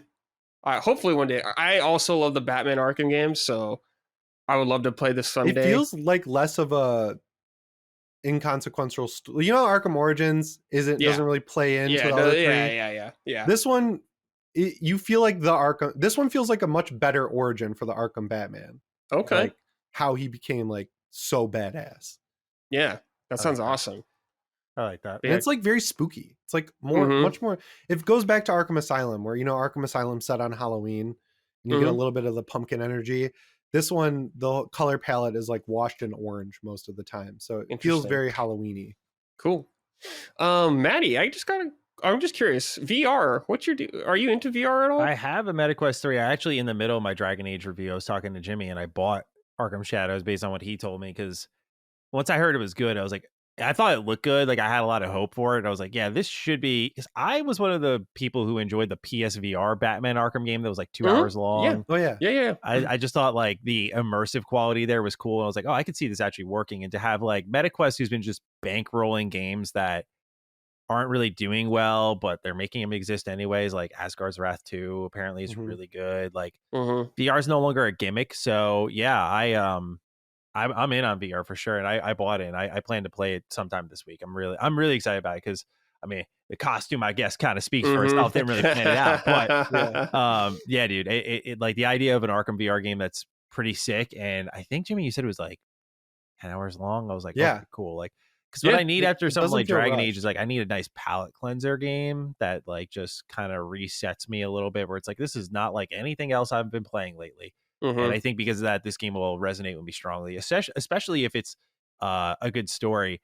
I know this is from the developers. You mentioned Republic, but isn't this the same developers that made Iron Man? Yep. I didn't play that. Did you play? I was going to ask, did you play that? Because I didn't think that looked good. So yeah, I didn't either. I watched the trailer in the Quest store, and I was like, this looks kind of hokey. I was like, I don't know. It looks like one of those games you see at round 1. Like where yeah, that's such a good way to describe it. Yeah. All right, awesome, cool. All right, boys, time for sorting it out on this segment. We're just talking about something that's bothering us in the game industry that needs sorting. Now, gentlemen, I don't have anything off the top of my head. What? Nothing has stood out to me right now. Maybe something will come to me later. It's your segment. I know. I have to do it every week, Jimmy. Okay, that's fair. Right, dude? I'm just maybe something will come to me in the show where I'm just like, you know what? Enough of that. Just chill out. You know what? No. You know what? No. Sort it out, okay? Cool it on the notes and games that you got to read. Make them good. There it is. Less filler, more killer on those kind of things, all right? Please. Like Resident Evil level. Like one note per level. Exactly. I like Resident Evil that. does it way better. I think I wish Resident Evil didn't just do a lore dump right at the end though all the time. Yeah, that's so funny. Yeah. Liza P did a really good job with notes. Like they Yeah. had like very big notes, but they would split them up by pages. So each page was like 3 sentences long, and it made it Yep. much more digestible than just Yeah. like word vomit and making you immediately go, I'm not reading all of that. Dragon Yeah. Age also has a ton of notes, and like even I, who's like into the lore, eventually was just like, I can't stop and read every Yeah. single one of these. Like you're just killing my pace, man. So It's too much. yeah. Crow too Country much. was Note City. I was Yeah. like, Yeah. this Yeah, is yeah. a bit much. Yeah. Calm down, guys. Okay, Jimmy, what about you? Anything that needs sorting from you? PlayStation Stars Oh, needs it so bad. Do you use this, Matty? I did sign up to it recently, and I forget to like engage with it on a deeper level. Like I'll just remember it exists, and I'll be like, oh right, I'm gonna activate a bunch of challenges, and then Yeah. that's it. So Okay. I'm not super deep in the weeds on it now. There's a laundry list of issues. First of all, you only get credit for buying digital games. Oh yeah, They don't have the Nintendo system where you get the code, which I think is like bare minimum. Because I buy all my games physical. So everyone's always coming at me for only being level 3, but it's because I don't buy a lot of digital games. Then over the summer, just randomly goes down for a month. Sony never tells us why. They never say it. They're just like, yep, we'll figure it out, I guess. Goes down for a month. No make good when they bring it back. Then they promise that, yep, we were tracking your purchases the whole time. Don't worry. No one got all their credit back. It's like some people got like half of what, like the credit worth of what they bought during the outage. Some people got nothing. I unfortunately got nothing, which is great. Damn. They never fixed that. Now they come out and announce that starting next year, PlayStation Plus subscriptions will not net you rewards points anymore, which is just pointless and stupid. And then your points expire after a year now.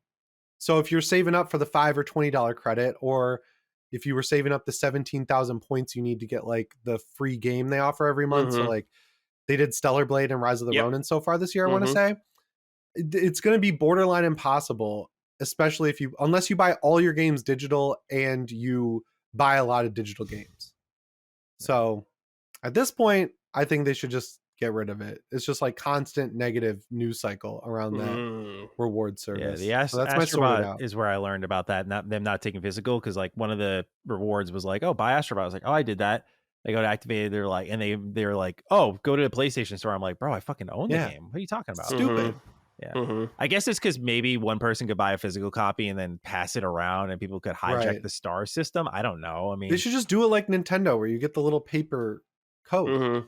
Yeah, they should. It's a good idea. For activating the silver coins or whatever. It's already tough to get into the stars because I think when you open the PS app, you still have to like, there's not even like a tab for you to like click on the star number. It's weird. And then, like it doesn't feel like it's even like a fully fleshed out thing No, they want to like expose people to. They're kind of hiding it. It feels like, at least that's my vibe. No, yeah. They're kind of, but the worst part about it is if you get to level 4, you get priority access to PlayStation support. What? Really? That's weird. I didn't know that. They're like they're like monifying customer service. It's crazy. That is weird, dude. That's super weird. Matty, anything for you that you need sorted or that needs sorted? I mean, dude, I don't want to be a broken record. We talked for about an hour, but I gotta give a little sword out to BioWare. I got it. Yeah, man. Just I so badly want them to be back on the pedestal that they were once on, or even close to that mark. I don't know what offer like insight I can offer though, just because I feel they were given like every opportunity to succeed here. I really do. And whether it be like a bad trailer here or there, or which could have like, I think, swayed people one way or the other. That's besides the point. Now for me, it's like, look, now the game's in my hands. I got to see it for all it's worth. And it just doesn't seem like the focus is on the things that make BioWare. Like it's more of an adventure game kind of. And it's sad because I've said it a number of times. Like I just want so badly for them to succeed. And at least the silver lining is with like the pre-orders looking pretty good, the review scores looking pretty good. Like it seems like BioWare might pull it off anyway, but it still makes me sad. I don't like it. And so that's why I was like, is my sorted out really worth it? I mean, at least for me, It's personal. Yeah. it's a personal you, sorted out. It's a personal love letter to BioWare. Yeah. So it all comes from a place of love from you. Yeah. Yeah, man. I like, especially because I know a lot of their staff like watches my channel, and I know they probably value me as like a community member, in that like I am one of the few people who was like kind of, I don't want to say championing it, because it wasn't like I was my angle, but like I liked what I saw. So it was like one of those things where some reviews you're just kind of disconnected from that part of the process, but it was like a tougher emotional review, and I was like, all right, well, some people are going to be very sad when they see this, probably, not to oversell my opinion on the matter, but some people are going to be really bummed about this. But yeah, it's I hope they, with Mass Effect, if they get there, I hope their focus is in the right areas, and that their writing team, like, I will not have a ton of confidence in it until I see some real serious hires at the BioWare team that are like, oh, that's like, oh, they got some from The Witcher 3, or they got some for Cyberpunk or whatever. So they have like Mary DeMel, I think is her name, which is she was like the lead writer on Guardians of the Galaxy, which is really good, really well written game. But she also fit the tone of that game well. And I don't know if she had her hands on this project or not, but if she did, then I just I worry about what happens with Mass Effect and how tonally that shifts. So a gentle, loving, sorted out from me to BioWare. Yeah. We all want these companies to do well. We don't want them to go away. Yeah. So hopefully they can get back on track, in our opinion. Yeah. All right. Let's hear from the audience. This is from Kai. Hey guys, random sorted out to Rockstar. I keep meaning to replay Red Dead 2, and they still refuse to give us a 60 FPS patch. Do I just jump in and play it again at 30 FPS, or do I hold out a little longer for a potential patch? As a Bloodborne fan, I suppose I should be used to this feeling. Thanks, and have a great day. I don't know, man. I really don't know what to say. What I would say is play on PC if you can. Yeah. Because you can get 60 frames there. But it's a great port. It started out kind of rough, and they fixed it really quick, and it's good Steam shape Deck now. is excellent. You can run it at like medium locked 30. It's a great game for the go. Hey, man, I didn't know that. That's cool. I want to say I heard like rumors about Red Dead Redemption 2. Yeah, that just came up. I talked about it on PS Ready. Oh, okay. So maybe hold off a little bit then. It's like it's not a patch. It's like a full next gen version. Oh. I just found a Reddit thread, and it said Red Dead Redemption 2 PS5 version trailer possibly leaked, launching March 2025. So yeah, maybe fake. We have no idea, but you might as well just wait a little bit longer if you've waited this long, I suppose. Or just play it twice. Whatever. Red Dead's great. It's awesome.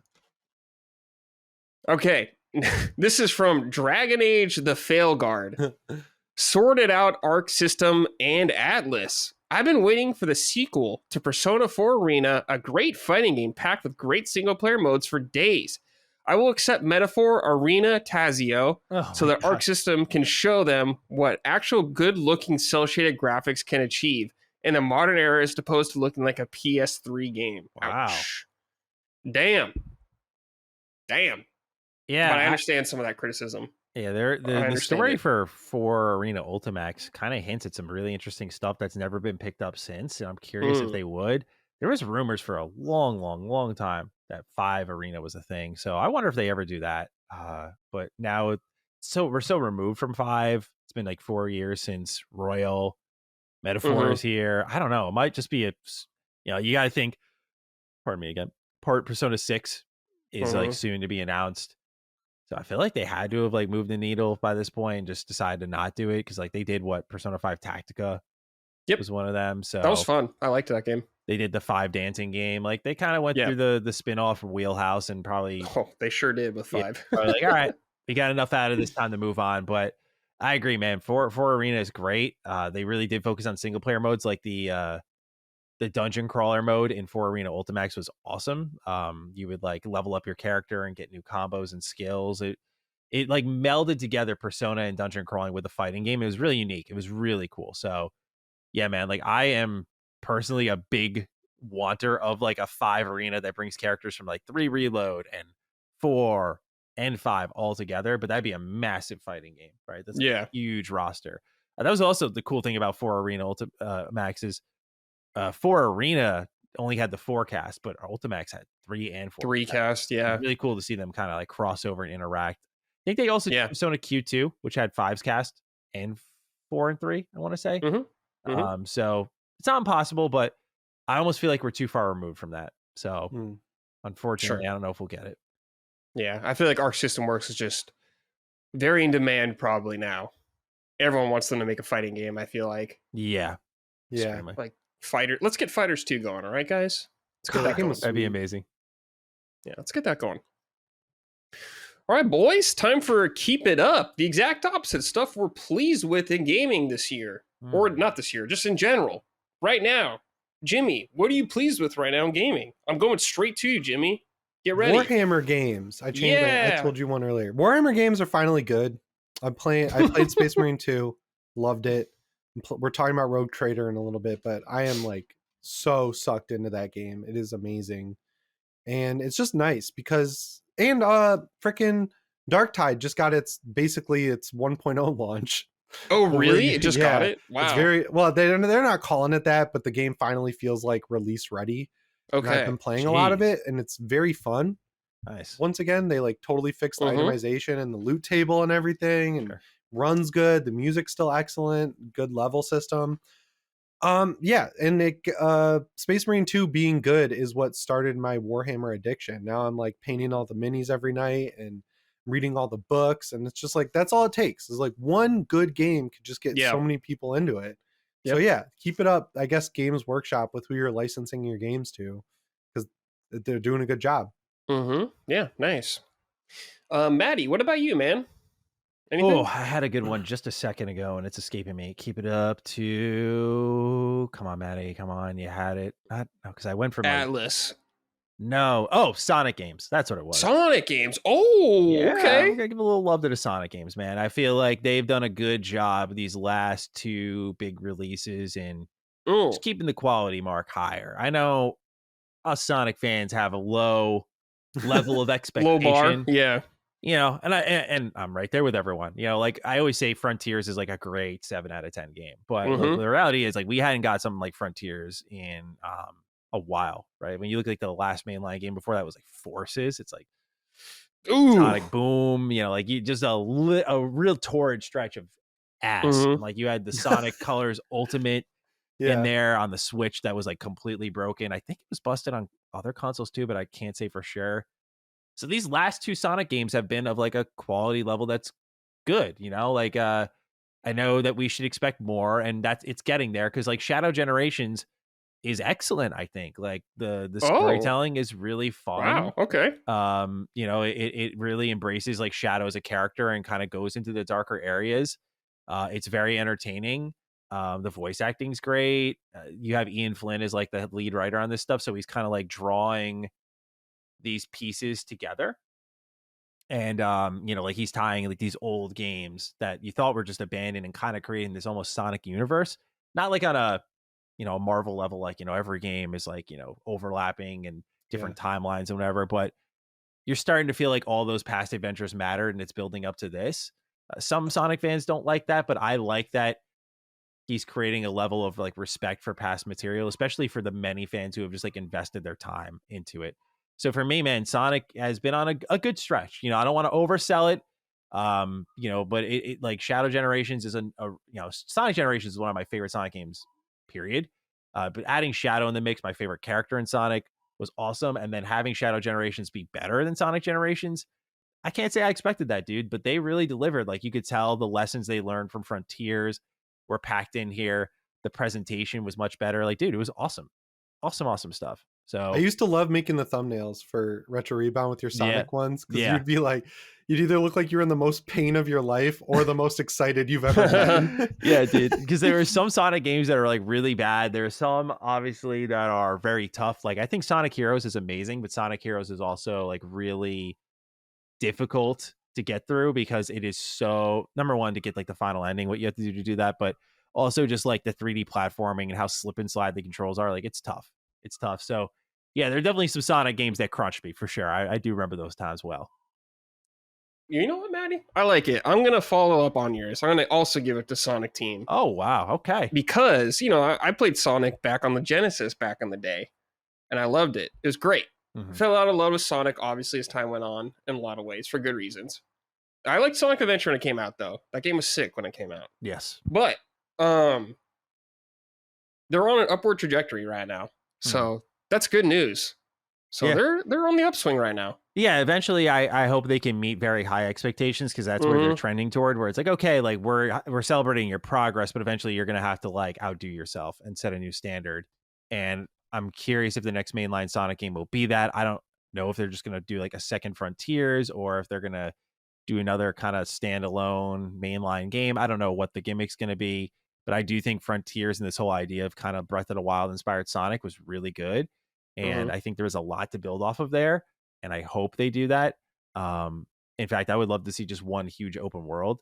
Because, like, yeah, you can even see in Shadow Generations, like, it functions like an island in Frontiers. Like, there's like floating railings at times, but there's lots of little challenges and secrets and collectibles packed throughout. And it's just like very arcadey and classic fun. Like, it's very refreshing in today's market, I'll say, like gameplay wise.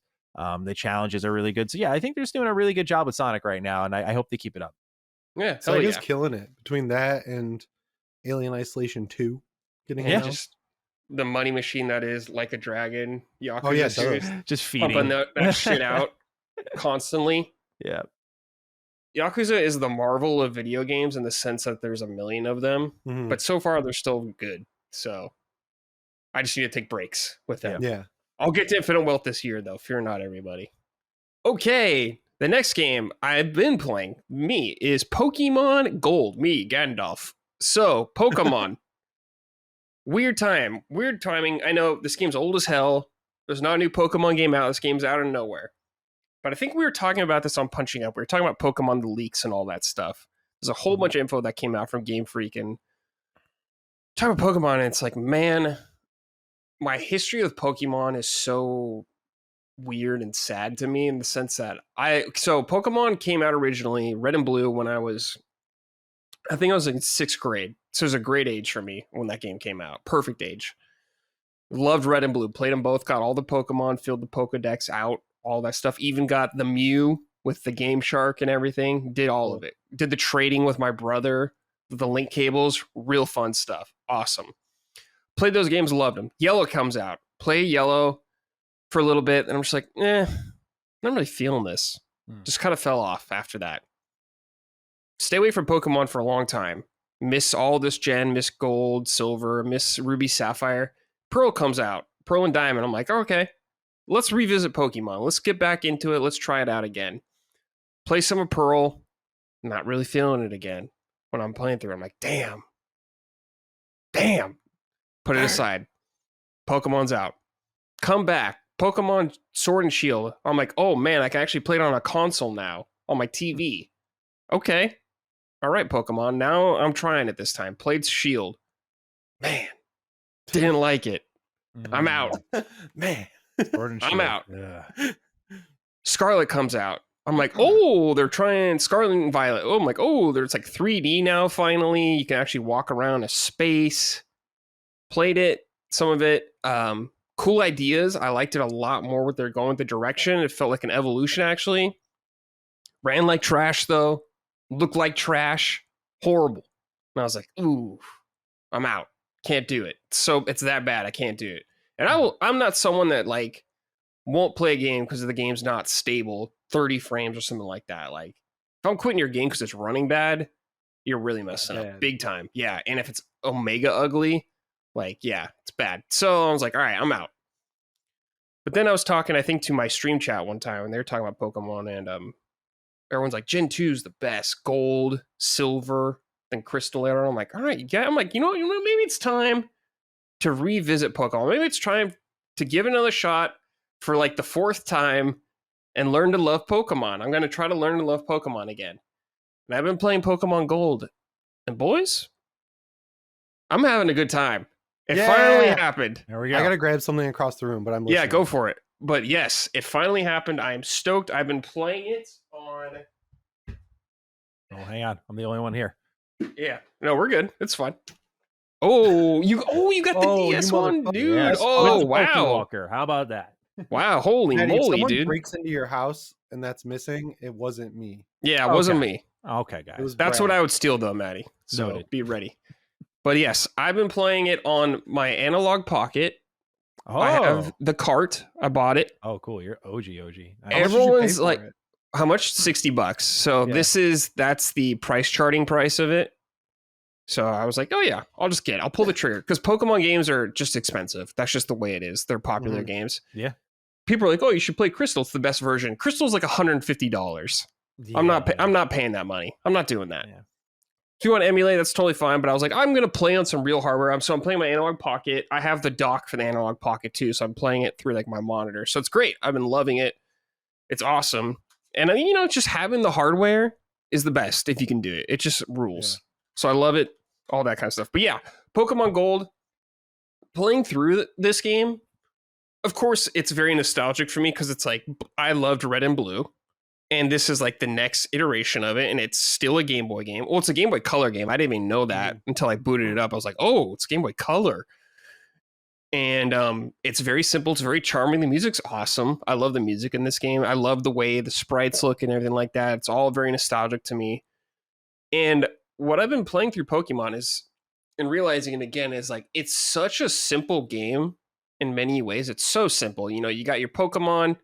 Mm-hmm. You get to a town, there's the gym guy, you're like, okay, time to grind for a bit to fight this guy, do this stuff, then you move on to the next one. And that's what I've been doing, but I'm just like getting attached to these newer Pokemon. It's been really fun for me learning newer Pokemon. I knew the 150 the Gen 1. I'm the boomer Pokemon fan. I knew those Pokemon. So I don't know a lot of these new guys, but I picked what's his name? Totodile, I think. Matty, you'd probably know the starter water one. Yes. He's like the alligator guy. He's the coolest looking one.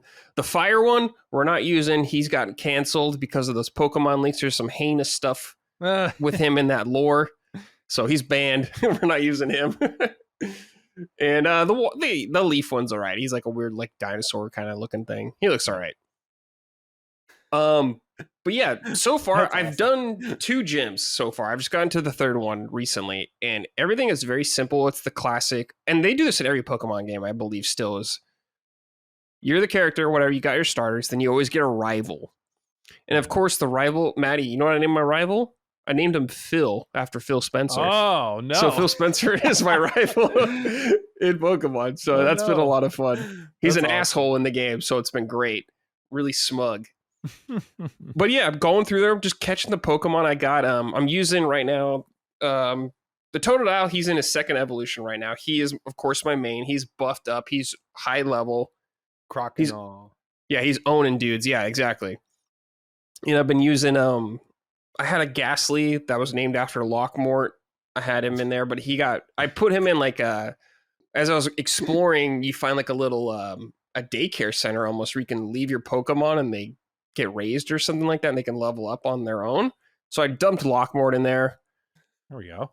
To let him get some TLC, not from me. So he's benched for a while. I'm really mad though because I can't turn him into a Gengar because you need the link cable, or you need a trade or whatever to get Gengar. Like some Pokemon in the older games, at least you needed a trade for them to evolve. But I don't have anyone that I know that has this anymore, like near me. So I'm just kind of playing with whatever's there, so I'm missing out on all the cool evolutions, but it is what it is. It's fine. And but yeah, I'm just going through there, leveling up. Oh man, I've so many times it's interesting because you catch a Pokemon, you usually got to deal damage to them. When they're weaker, you can throw like the ball. There's they have different health colors, so like you can tell like they're full health, it's like a color, then you get them lower, it's yellow, then red's like really critical, they're almost at fainting or something like that. So that's a good time to throw your Pokeball at them. So many times in this game, though, my Pokemon crit always when I need them to not crit at the end so I can catch these Pokemon. I don't know what it is, if there's some built-in thing like that, but it's happened to me so many times where I'm like, don't crit, don't crit, don't crit. Crit immediately. Pokemon faints. I'm like, fuck. So I lose out on catching all of them. But I don't know, man. I think I'm just really enjoying its simplicity right now. Like, you get your Pokemon can have 4 moves max at the time, so it's not too crazy thinking about all that kind of stuff. You get some moves and you got to replace old ones, which is fine.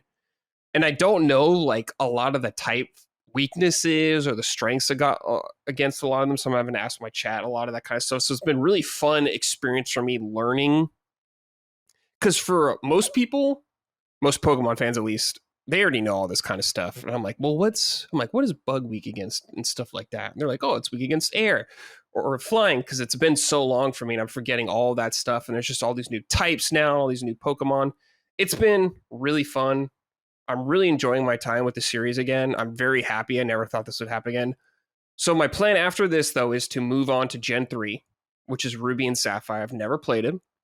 So I'm curious how that's going to go. I hope the love continues. I bought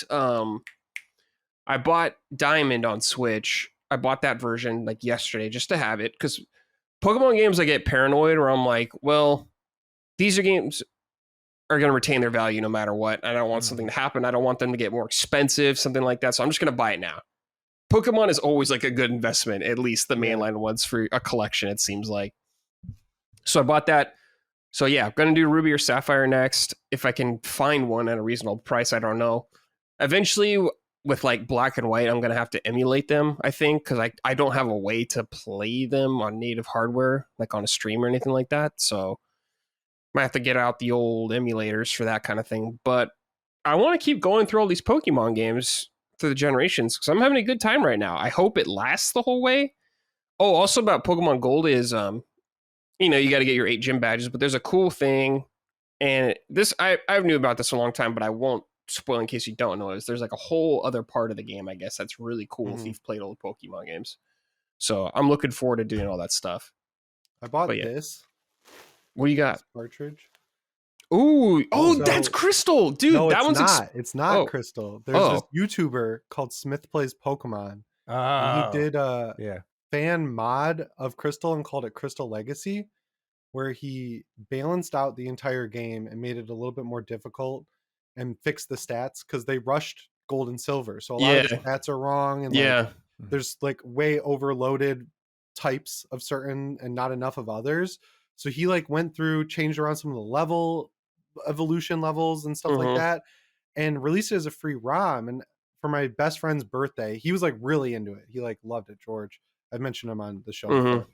And I was like, I wonder if anyone printed them to cartridges. So I looked on eBay and someone did. So I bought 2 of them. Yeah. And so I've been playing through it on my Analog Pocket as well. With the like, nice. Version. Yeah. And it's like $50 on eBay. But the guy like printed it on like, it's definitely, it feels a lot like newer plastic than the like classic Crystal did. But it's so close. And they made like custom art that say like Crystal Legacy on it. Cool. So it's really cool. I don't know. Damn, that's awesome. It works fine, and the clock works and everything. I was like, this is really cool. It's so easy to get scammed in when you're like buying Pokemon games, because there's so many like just dupes out there in general, and then you have like the ROM hack ones. There's so many of them too. Like, a lot of fans. I found my Fire Red and Leaf Green from when I was a kid. Like I was digging through stuff in my parents' house, and I was like, yes, because I know it's legit. Because so many of those are fake. Yeah, they're so expensive too. So the Game Boy Advance. Yeah, Leaf Green I saw for like over $100 recently. I was like, what is this? I don't even understand what this is. So Emerald the remake box is like $800 or something like that. Wow, dude, that's last I looked. Yeah, and Emerald's like my favorite. So I one day want to get that one, but God, dude, it's gonna be a while. I still have them all from when I was a kid. Really? Like, Sick, dude. Emerald, Yellow, Gold, and Silver. Yeah, I have my prize. They're in a locked drawer in my. A locked drawer. The top drawer has a lock. I was like, yeah, dude, they're valuable. Yeah, I have blue still. I don't know what happened to our red. I'm not sure where that is anymore, but I have yellow somewhere still. But yeah, I don't know, man. I'm just really into it right now. I'm really feeling the Pokemon vibe. Nice. And Matty, dude, I guess you have experience with this game as well, too.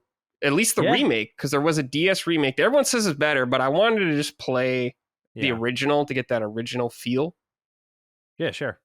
How far are you in the original, by the way? Just so I don't like. I'm at like the 3rd gym now, so I'm not like super far. I'm like 7 hours, 6 hours. Yeah, in. I just don't want to ruin anything for you because. I already know what happens because the game's old as hell. Like, I already know. You like know the second half and everything. Yeah, I already know that. Yeah, I played it for the first time 2 years ago now. Okay, so pretty recently. Yeah, and I remember the game very fondly because when I had proposed it lately, that was what I was playing at the time. Like I literally traveled with it, and yeah, dude, like I actually did dig that game a lot. Obviously, its scope is crazy. Just especially experiencing that back then had to be the most insane thing, like of the 2 regions in one game. That was just brilliant. But beyond that, like, I don't know off the top of my head. I guess I could read the back of the box, but I don't know off the top of my head the differences between like the original and Heart Gold and Soul Silver. I think they brought like crystal content into I think this. maybe, yeah. Yeah, it There's doesn't really. There's a lot of cool end game stuff in the remake. Oh, Pokemons really? do follow. The Pokemon does follow you, which I know is a Oh, that's cool. I love a that. big one.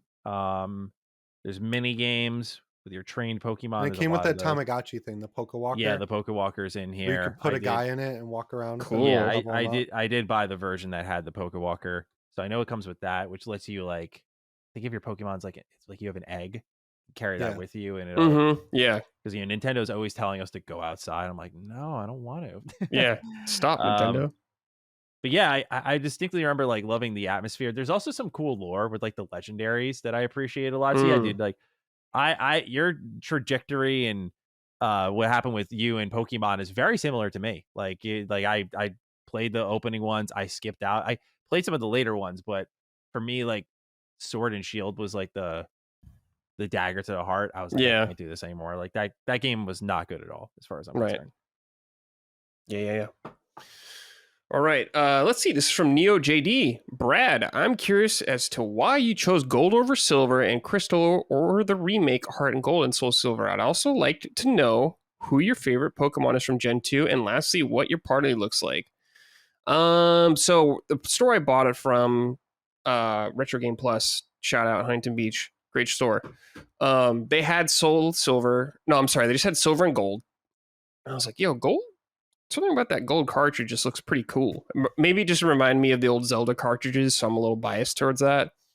I was like, yeah, let's get that gold. And I like the legendary on it. It looks pretty sweet. Some like weird, crazy bird thing. Mm-hmm. So I picked that. And the reason I didn't do the remakes is because I wanted to experience what everyone else did at the time. Just the original version of the game. Like everyone says the remakes are better, and I totally believe it, but just something about it. I think it was a good spot for me because I am nostalgic for Red and Blue specifically, and this is probably the closest thing to it. So I was like, let's start strong for me at least and ease my way back into it. Mm-hmm. So I think that was the right choice for me because it seems to be working right now. As terms of Gen 2 Pokemon, I still don't know a lot of them because I'm just going through the game and kind of discovering them as I, play the game, and I'm still fairly early in the game, so I haven't seen any like the crazy Pokemon. I think there was like some Tyrannosaurus Rex kind of one that looked awesome I saw on something. Like, I looked at a list yesterday of all like what's in silver, what's in gold, and like all that kind of list. And I'm like, I don't know any of these guys, but this is cool. So I don't know enough yet to pick that. But I love my Totodile, who evolved into whatever you said, Jimmy, his second form. What? Croconaw, I think. Croconod? It's Croc something, yeah. Like NAW, and then Feraligatr is the third one. Yeah, he's cool though. His second form's pretty sick as well, so he's getting pretty rad. Can't wait to see his final form. I used him in actually one Pokemon game I've beaten, and I reviewed it when I was at Easy Allies. It's a Pokemon Mystery Dungeon on Switch. I reviewed that game, and I gave it like a 6. I love Mystery Dungeon, but I get that. Yeah, I gave it a 6, and I was like, it's all right, I guess. I got that because I made the thumbnail for the Retro Rebound video. And I was yeah. I kind of want to check this out. Yeah. I could see why people liked it, but I was like, it's all right. But so that's my history Pokemon.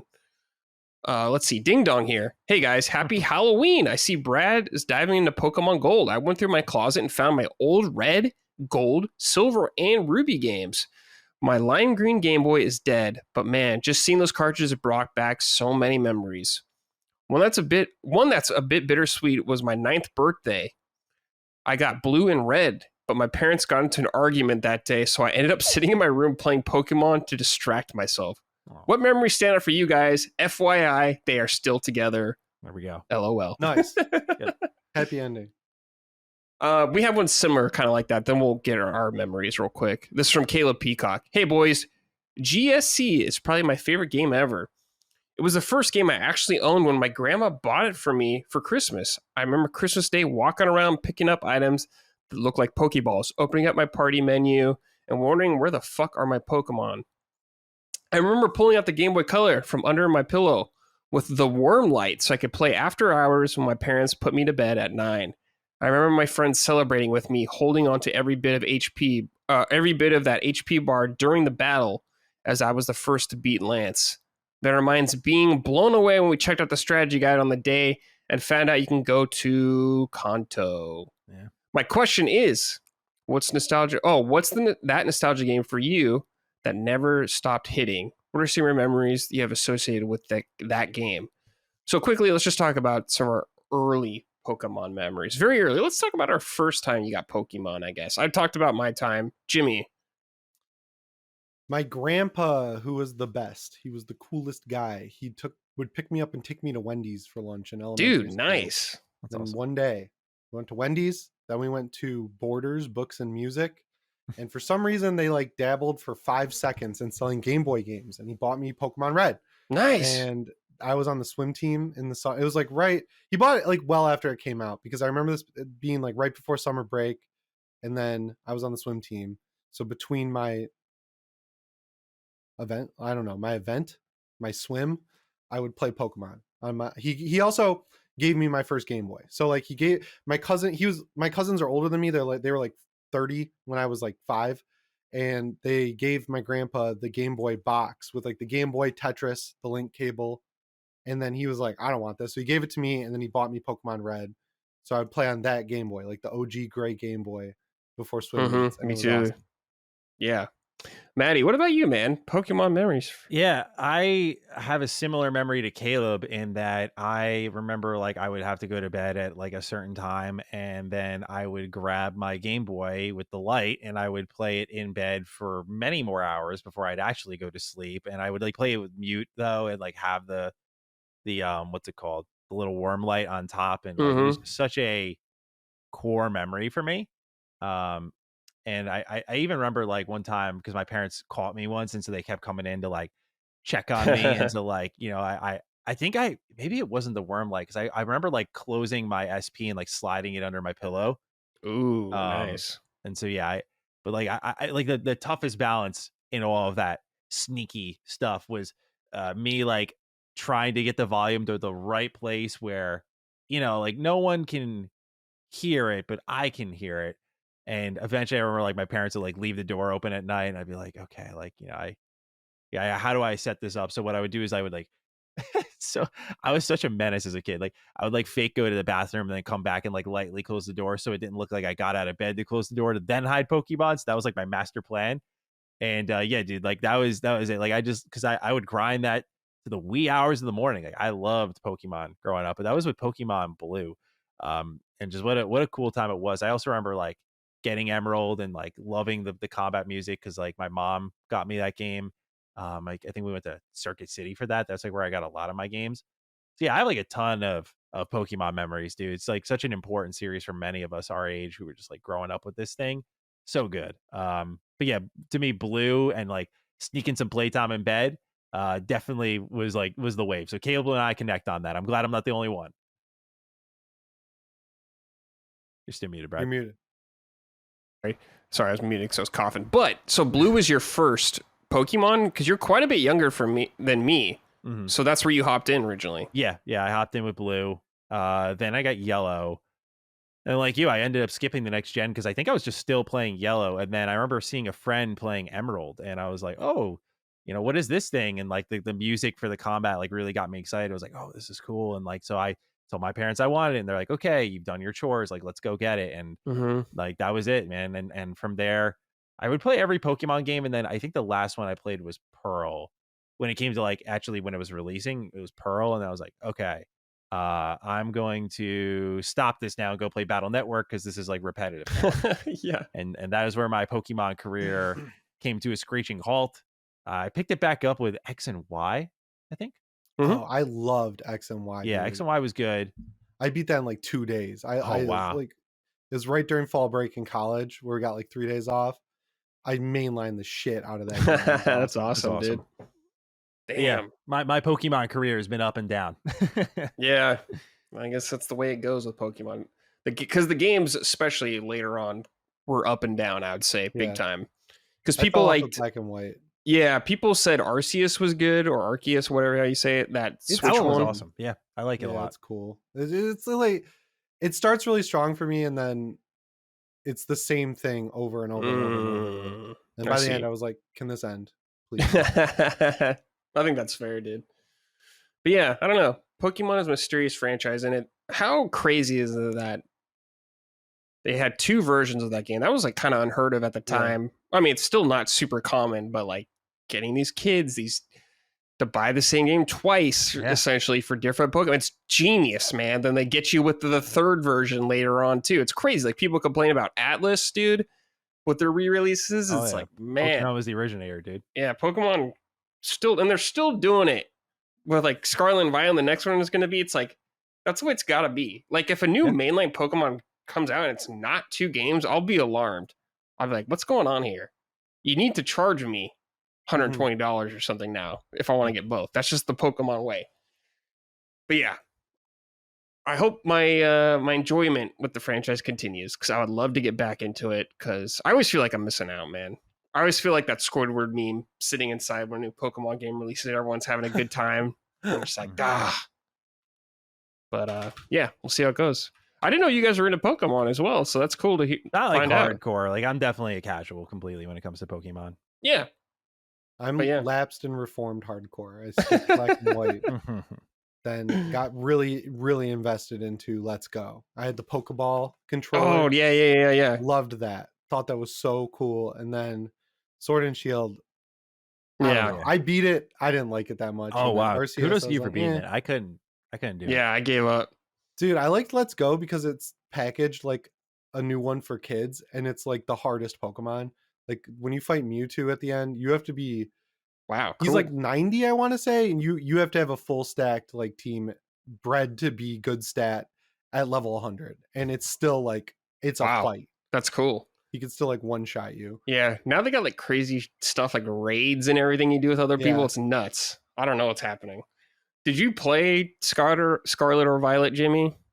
I started it in the same situation as you. I was like, I can't do this. Yeah. And then like that, this whole like tail end of the Switch, I'm just like crossing my fingers that Switch 2 is back compat, Mhm. and then all I'm in these the games get a same second exact boat. life, and Yeah. then I'll just. Yeah. I have a big backlog. My Switch games are all back there on that shelf. I have a Mhm. lot of them, so I'm saving a lot of them for Switch 2. Dude, same exact position, man. I expect nothing from Nintendo, so I know. love when they prove me wrong. All right, Jimmy, you've been playing. You've been on a huge. I wrote 50K. You've been on a huge Warhammer 40K kick. You're Yeah, painting models now. You're getting in all that stuff, and now you're playing Rogue Trader. You played Space Marine 2 and 1. You're on Rogue Trader now, a CRPG, I believe, right? yeah, that's the crazy thing. So my Squidward meme was Baldur's Gate 3. I like tried it so many times, and I just couldn't get into it. I was like, this is not working for me. I'm not a big like regular fantasy guy, so like it just didn't hit for me really all that well. And then I got Space Marine 2, played so much of it, and then yeah, I got into the painting the minis and reading the books, getting into the lore. And then there was like a DLC that just dropped for Rogue Trader, and they sponsored a bunch of my favorite YouTubers to play it and review it, like a sponsorship, like a Matty style sponsorship where they'll say, we just want you to play the game and give your honest opinion. So they're like backing themselves up a little bit, being like, we'll pay you to say whatever you want, and then the game will Like speak for buying just itself. a slot on the channel, basically. Yeah, and Yeah. a lot of the YouTubers I was watching were like, no, this game speaks for itself. And I was like, all right, I didn't like Baldur's Gate, but I'll try it. And it's so good. Wow. It's just awesome because it's like a CRPG, but you start rich and powerful. So, and you start like strong. So like they fill the battles with like a bunch of fodder guys where you could just one shot like 5 dudes, and then there'll be a couple who have a little bit more health that you kind of have to strategize with. The party system is excellent. The characters are super well written. I was kind of nervous for it because you don't get to play as a Space Marine, and you can recruit a Grey Wolf later on in the game for your party, but it's like way later in the game. But no one kind of like, people buried the lead where you get a Sister of Battle who are like, for lack of a better word, girl Space Marines, but not quite. You get one very early, and she's like one of the she reminds me of Parvati in the Outer Worlds, where it's like it's just a Hmm. very standout, really cool, well-written character. Like I'm like, I'd do anything for this girl. I love having her on my team. I love her side story and everything like that. And it is such a perfect Steam Deck game because it has a Steam Deck graphics preset, which is rarer than it should be. And like the double layer of that is it's a Steam Deck graphics preset that runs at a rock solid 30 FPS and looks really good. Mm. So it's kind of like reading before bed. I'll knock out it's very segmented into dungeons. So like I'll knock out a dungeon before I go to bed. The dialogue's super well written. And the thing I love about the dialogue is that it makes it a really good entry point for Warhammer, because if there's ever a Warhammer word like Sister of Battle, it'll be highlighted in the dialogue, and then you can highlight it with your cursor and hit a button, and it'll give you a lore readout to like explain the context of what you're reading. So if you ever are lost in dialogue, you can like pause it, get the context. And so it's a really good like bite-sized way to fill out the massive Warhammer lore in your head. And it's extremely gory. The combat, you're just bad at. You don't even have to heal in battle, right? Like you heal up at the end of every battle. You're just powerful as hell, and it's more about like how can you position your characters to do the coolest shit? Like how can you position them to like spam AP and have a battle end in one turn with a boss? So it's Nice. like it's not casual because you still have to think about it, but it's not like brutal where you're just like fighting for your life every battle. And there is a lot of combat, so that's good. And I was like, I don't know if I'm going to mainline this or like try to do all the side content, but the writing and the lore is just so rich that I want to do everything. Like I found this prison planet very early in the game that's like a total side quest, and it's always very rewarding if you go out of your way. You'll get great loot, and or a great character for your party, or a great upgrade for your ship. And the thing I love the most about it is that things that would be positioned as the bad dialogue choice in like another RPG are not only not bad in this game, but a lot of the time they're beneficial. Like there's a part very early where there's this planet you save and you have the option to bring all the people onto your ship to work the bottom deck.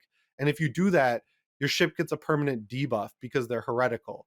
So they're anti-dogmatic. So they'll screw with your ship operating properly. So the correct thing to do if you are a dogmatic character, like you buy into the Emperor, like for the Emperor stuff, is to just nuke the planet. And I was like, but like I don't want to be the bad guy. So I nuked the planet and I was all stressed about it. And then my whole party's like, that was the right thing to do. I know it's tough, but that was the right thing to do. And I'm like, oh, cool. So it's not just like beating you over the head with morality on every decision. It's like, it feels very mature, where it's like sometimes making the hard choice is actually worth it. And I thought that was really good. So do you want to read this question? Because that's like kind of what I'm Yeah, getting sure. into from Mike This R. is from Mike R. Hey, Summon Crew. I bought Rogue Trader on sale a while back, but I have held off getting started because I heard it was extremely buggy and to possibly wait for all the DLC releases. Jimmy, what is the state of the game now, and would you recommend me waiting still? My interest was also reignited after playing both Space Marine 1 and 2, and like many, diving into the world of 40k lore videos. Is Rogue Trader a good introduction to the 40k lore, or do you need to already be well versed? Thanks, and keep up the great work. So performance and bug wise, nothing. I haven't run into a single thing. They did a massive patch when they put out that Blade Dancer DLC. And as far as I'm concerned, it fixed everything because I haven't seen a single bug. And performance wise, I mean, I'm playing it on a Steam Deck and it translates really well to controller. And I played a little bit on my main gaming PC too, and it runs like flawlessly on both. I think you could play this at like 40 to 50 FPS on Steam Deck if you wanted to, but I like consistency, so I just keep it at 30. And yeah, same situation for the second part. After Space Marine 2, I was like, I want more Warhammer. So I ran through Chaos Gate, which is like their ripoff of XCOM. It's like 1-to-1. Loved that. And then I was like, still feeling the want to play Warhammer video games itch. So I grabbed this, and Space Marine's still my favorite just because it's action combat. It's like, that's my style of game. But for someone who's never played a CRPG, really, this feels like my Signalis moment, where that kind of opened the door to go back and replay Resident Evil games for me, or play them for the first time. I mean, like the originals, like it was a good primer. This feels like a good baby's first CRPG, where it's like very light on all the deep stuff. And I think it'll allow me to finally be able to play Baldur's Gate, even though it's very long and like combat and dialogue focused. It's very accessible. and it's a good primer for 40k lore because you're in the middle of 40k lore. You're not like an offshoot where it's not like you're the Space Marines and it's trying to deliver you a bunch of stuff about Chaos Knights and like Necrons and blah blah blah. You're right in the middle, so it's like gives you little bits of everything, so you can kind of get the base level understanding of like what everything is that's going on in the Warhammer larger universe. So I think this is a worth it to play as a newcomer to Warhammer. I think it's like a good entry point. I'm curious, Jimmy. So you've been painting some models I've seen. What kind of army are you into right now? I'm running Blood Angels, so because I thought they looked the coolest because they're red, but I'm doing it like Grimdark style. So the way I paint them is I sponge on the red, so it looks like battle damaged, and then I do the like fine painting for like their Aquila on their chest, and the water slides on the arms make me want to put my fist through a wall because they're so hard to do. But I finally mastered that, so I'm doing Blood Angels. They just released redid the Blood Angels, so I got the book that you need to like build out your army, and I bought Astaroth, who's like got skin armor. It looks like the that the Dracula movie with Keanu Reeves in it. Yeah.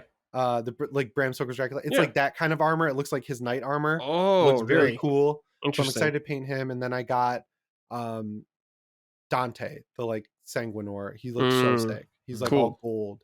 So I'm building up to painting those. I bought a combat patrol, so I've got 15 guys to get through. I have 10 left before I can paint a hard guy, but it's been really fun. Yeah, hell yeah. If I started buying figures, I would totally build an orc army. Those guys are my favorite. The orcs are sweet. Yeah, I love the orcs in it. They're so fun. Matty, any interest in Warhammer, this game, Rogue Trader at all, or just in the universe at all? I was interested in it. Locke is the one who told me to hold off because of the 2 DLC that were coming that apparently, I forgot what he said. I don't know if he said they like finished the story or... They're added in the middle of the game. So I've hit what it was. The new DLC, but I don't know. So far, the one DLC that's out has not really played into the overall narrative. It's like just adding in a new party member and they have their own story. That was the one thing that was kind of putting me off. The buggy stuff, I mean, I don't really care about that, right? Like we're talking about, like I enjoy Bethesda games and whatnot, so BioWare games. So I mean, look, like who am I to say about extreme bugs? But that was why I was waiting. Also, you know, with the commitment that I'm sure that game is, I kind of wanted to hold back on that. But we'll say Space Marine 2 really did make me like a big fan. Like it was it really pulled me into like what makes this series special. You know, obviously its lore is ever expanding. Like it's just so hard to pick a place to start. I feel like you just got to get in because like when I say ever expanding as well, I think of like you just brought what is it called, Chaos Gate? Like I've never heard of that game. Like a XCOM spinoff. If you like XCOM, it is like I'm sure Cog would love it. You know, borderline egregious how much of an XCOM rip it is. Like between levels, you're on your ship and it does the like, you know, you talk to this guy to like advance your ship, and you talk to this guy to scan the system, and it works 100%. And I think you would like the Chaos or the Grey Knights because they're like a half split between a Space Marine and a mage. Oh, so interesting. They're uncorruptible. I like so they can use chaos magic, but they're just fine. Yeah, like that's the thing is like you can really dork it up in this world if you want to. Oh right? yeah, like, There's just so much there. So I've always been like a surface level Warhammer fan, like really just a game fan. Like I haven't read the books or done like the figures or anything like that or tabletop. It's always just been like, oh, what's the new game coming out? And like this universe is cool to me, but it's like, you know, oh, we can do a Left 4 Dead style game in this. We can also do a CRPG and a insane, incredible action adventure game, like, and everything in between. There's just so much here for this world to offer you. They did that Doom clone I played, Necromunda. That is good. Yeah, that was all right. No, I thought you meant Bolt Gun. Oh, Bolt Gun was the boomer shooter. There's 2 layers of the Doom, right? There's the modern Doom, and then there's the boomer shooter Doom. I like Bolt Gun way more. Bolt Gun was awesome. So that's another one I played. So I just dabble in the games. Like the world is cool enough for me, but like I struggle with the lore and the characters because like I'm not really attached to any of it. But one of these days, and maybe this game would be perfect for that because it's a CRPG, so you can really just sink your teeth into, I guess, like asking characters questions and really learning a lot about the world. Yeah, the skill checks are fun. That's cool. Nice. Yeah, I love skill checks. They're always so good. All right, dudes, let's end the show with some questions from the audience. If you want to send a question into the show, I post a thread every Saturday on our Patreon at patreon.com/laststandmedia. I'll be calling for your submissions, and you can just post them there, and then I'll put them in the show. So keep an eye out if you want to send in for the show. We do that for all of our shows as well. Defining Duke, Matty posts a thread. Which day do you post again, Matty? Today. Your thread? Actually. Today. Yep. So on Mondays, you can see if you want to submit to Defining Duke, post right there. All right, this is from Eugene Levy, bassist. This one is for Jimmy. I, myself, am a huge fan of all things horror. What type of horror are you into more? Slasher? Paranormal? Splatter films? Home video / found footage? Also, what recent horror movie do you recommend? Thanks, guys. Appreciate all you do to cure my boredom at work. I am mostly into slashers with iconic villains, like, you know, Michael, Jason, Freddy. Those are my boys. I'll skip right to the recent recommendation. Everyone who likes slasher movies needs to watch Terrifier 1 through 3. I've been like a tentative Terrifier Art the Clown fan. I love Art the Clown because he's a fucking menace. He's just the most like wily guy. He's so funny. But like the first Terrifier is made for like 15 grand and they spent all the money on the effects, which I think was smart for what it is. And I was like, everyone's calling Art the new era Jason and everything. I was like, all right, pump the brakes a little bit. He's not quite there. And then Terrifier 2, I saw in theaters, 2.5 hours long. I would cut that's long. At least an hour out of it. And it dumps a ton of lore on you. And I was like, okay, I get it. We're moving in the right direction. So 3 weeks ago, I went to a double feature of Terrifier 2 and 3. 3 is the one. 3 is the one that solidifies Art the Clown as a slasher icon in my mind. It is an hour and a half long. It's all killer, no filler. All the lore setup they do in 2 really pays off in 3. It goes in directions I was not expecting. The gore is amazing. Like Art the Clown finally becomes this iconic slasher villain. So I would recommend suffering through 1 and 2 to get to 3, because 3 is that good. And 3 is a Christmas movie, so you can kind of like space it out. Watch 1 and 2 for Halloween, then wait for 3, and just seeing Art the Clown. This is not a spoiler because it's in the trailer. Art the Clown, this movie starts with him coming down the chimney and murdering an entire family. Holy moly. Kids included. Oh, jeez. And that is the lowest point of the movie. It starts at 11 and ratchets up from there. So highly recommend that. I also love splatter films. Obviously, I just talked about Art the Clown and Terrifier. My friend Jake Baldino, his wife calls it Terrorizer, and I can't. I've almost said Terrorizer like 3 times. And she calls Art the Terrorizer, and that makes me laugh so much. And I love found footage. Found footage, if it hits, I'm like, this is the best. 99% of them don't hit. Like 99% of them are bad. But like Hell House LLC, VHS 2, and a couple of like Paranormal Activity 3, I want to say. There's like a holy trinity of found footage that kind of rescue the entire genre. Like Wreck too. Wreck is really good. So yeah, found footage and slasher movies are my favorite.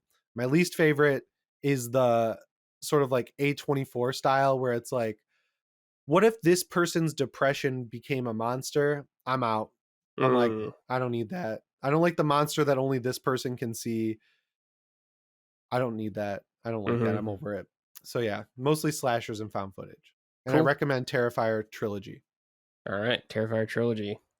Matty, any horror recommendations? Are you into horror at all or anything like that? I'm like the worst person to ask. Jimmy's like the perfect guy to ask. Yeah, because I've seen so little. I keyed you up for the Alien movie we both really liked. Yeah, Alien Romulus. Sorry if you can hear my dog barking. Alien Romulus is like, that was like my bravest moment. Like just stepping into that theater, IMAX, just having my chest rattled by how loud that movie got at times. Like insane. Definitely like walked out of the movie theater exhausted, which was like a really cool feeling for me. I've never had that before, where an experience just like, well, I have had that, but like it's extremely rare. And that was the first time in like my adult era I can think of a movie just straight up cooking me like that. That was really cool. So yeah, that's one that comes to mind. The twist is insane. Yeah, the twist is awesome. Like there's just, it's a good story. It reminds me a lot of what I adore about Alien, which is like a top 3 movie for me, at the same time as what I feel was the best parts of Aliens. Mm-hmm. And so boom, there you have it. Like it is just a really, really good horror movie. Yeah, that's good. And it builds up from there. It's awesome.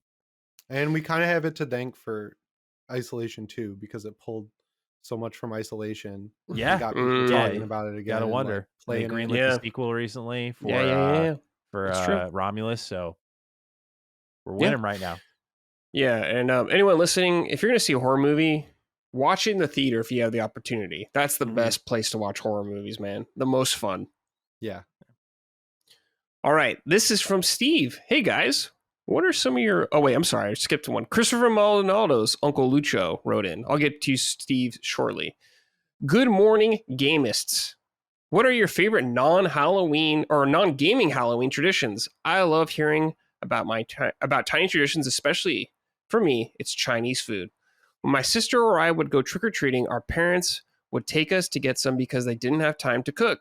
To this day, fall reminds me of wonton egg drop soup and chicken with broccoli. Super excited to hear about your little rituals. Thanks so much for all the content. Chris's actual Uncle Lucho, certified PSA 10 edition. Damn. Nicely PSA done. 10. Wow. All right. So non-gaming Halloween tradition. We kind of touched on this stuff a little bit at the beginning of the show. But anything you can think of that's non-gaming related. Watch a certain horror movie, Jimmy, I'm assuming. Yeah. I will watch Halloween, Halloween 2, Halloween 3. But this year, I think I'll add in 2018 Kills and Ends and just... I put them all together in Final Cut and then exported them as one long movie. And then I just throw it on the TV while I'm like working and stuff. Mm-hmm. Carve a pumpkin. I do that on Halloween. And Nice. moving into a house a year ago, we've created the tradition of passing out candy. So Hell that's, yeah, like, that dude. was a blast. Spread Seeing all the joy. costumes. There was a Freddy Fazbear last year, which was awesome. That's I cool. loved that. I was Love like, that. yo, it's Freddy. That's awesome. Maddie, anything for you? No, unfortunately not. Like, I guess if handing out candy counts, then yes. But my traditions really lie with Christmas, like the holiday season. That's where a lot of them lie. Yeah. Dude, But Halloween, again, I'm learning to love the spirit and the Mm-hmm. fall season. This is my first year, like getting some activities in. So hopefully the beginning of some traditions, but time will tell. Oh, yeah. You got plenty of time. Got time. Disneyland Christmas brought me back into Christmas fandom. Oh, Like, really? I was like, you can't not love it. Like all Yeah. the decorations and Yeah, stuff, it's the nice. music, and I was like, oh Yeah. man, I'm in. I just love having something to look forward to.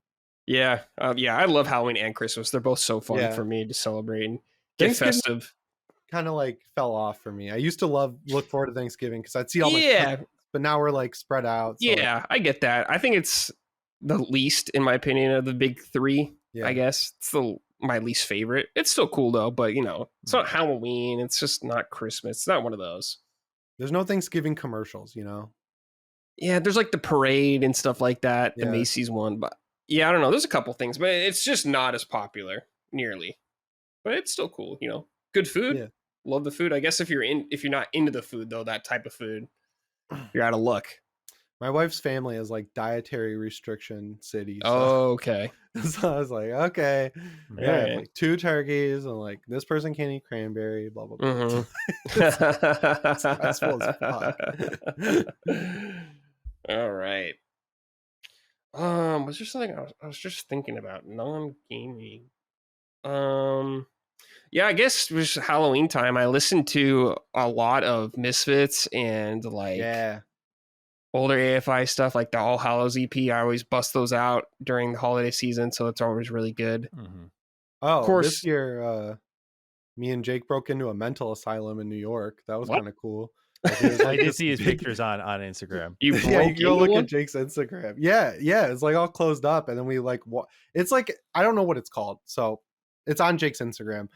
But he took me there because he wanted to show me Halloween stuff by him, and it's like a college campus-sized abandoned mental asylum. So there's multiple Whoa. buildings. The main building's 13 stories. It looks like Tim Burton shit. So we like walked around the perimeter of every building, and then the big one, we were able to get in the back, and we were just walking around. Like there's like a half elevator like stuck between floors. It's like a Resident Evil, like Outlast. Yeah. It looks like Wow. Outlast. And then we heard people coming down the stairs, and we were like, we gotta get out of here. So Yeah, it was oh, actually shit. kind of scary. That was a cool Halloween thing. That's Just cool, being in like dude. upstate New York in this abandoned building. I was like, this feels like Art the Clown's gonna get me or something. That's You awesome. guys are cool. braver than me. Yeah, that's awesome. Okay, this is from Steve. Hey guys, what are your most anticipated survival horror games? Are there any games in the genre you're hoping to see a revival of soon? A month ago, I never would have thought my answer would be the next game from Bloober Team, Kronos. Kronos or Kronos? I'm not sure how you say it. The Kronos? New Dawn. But I can't wait to see how this turns out.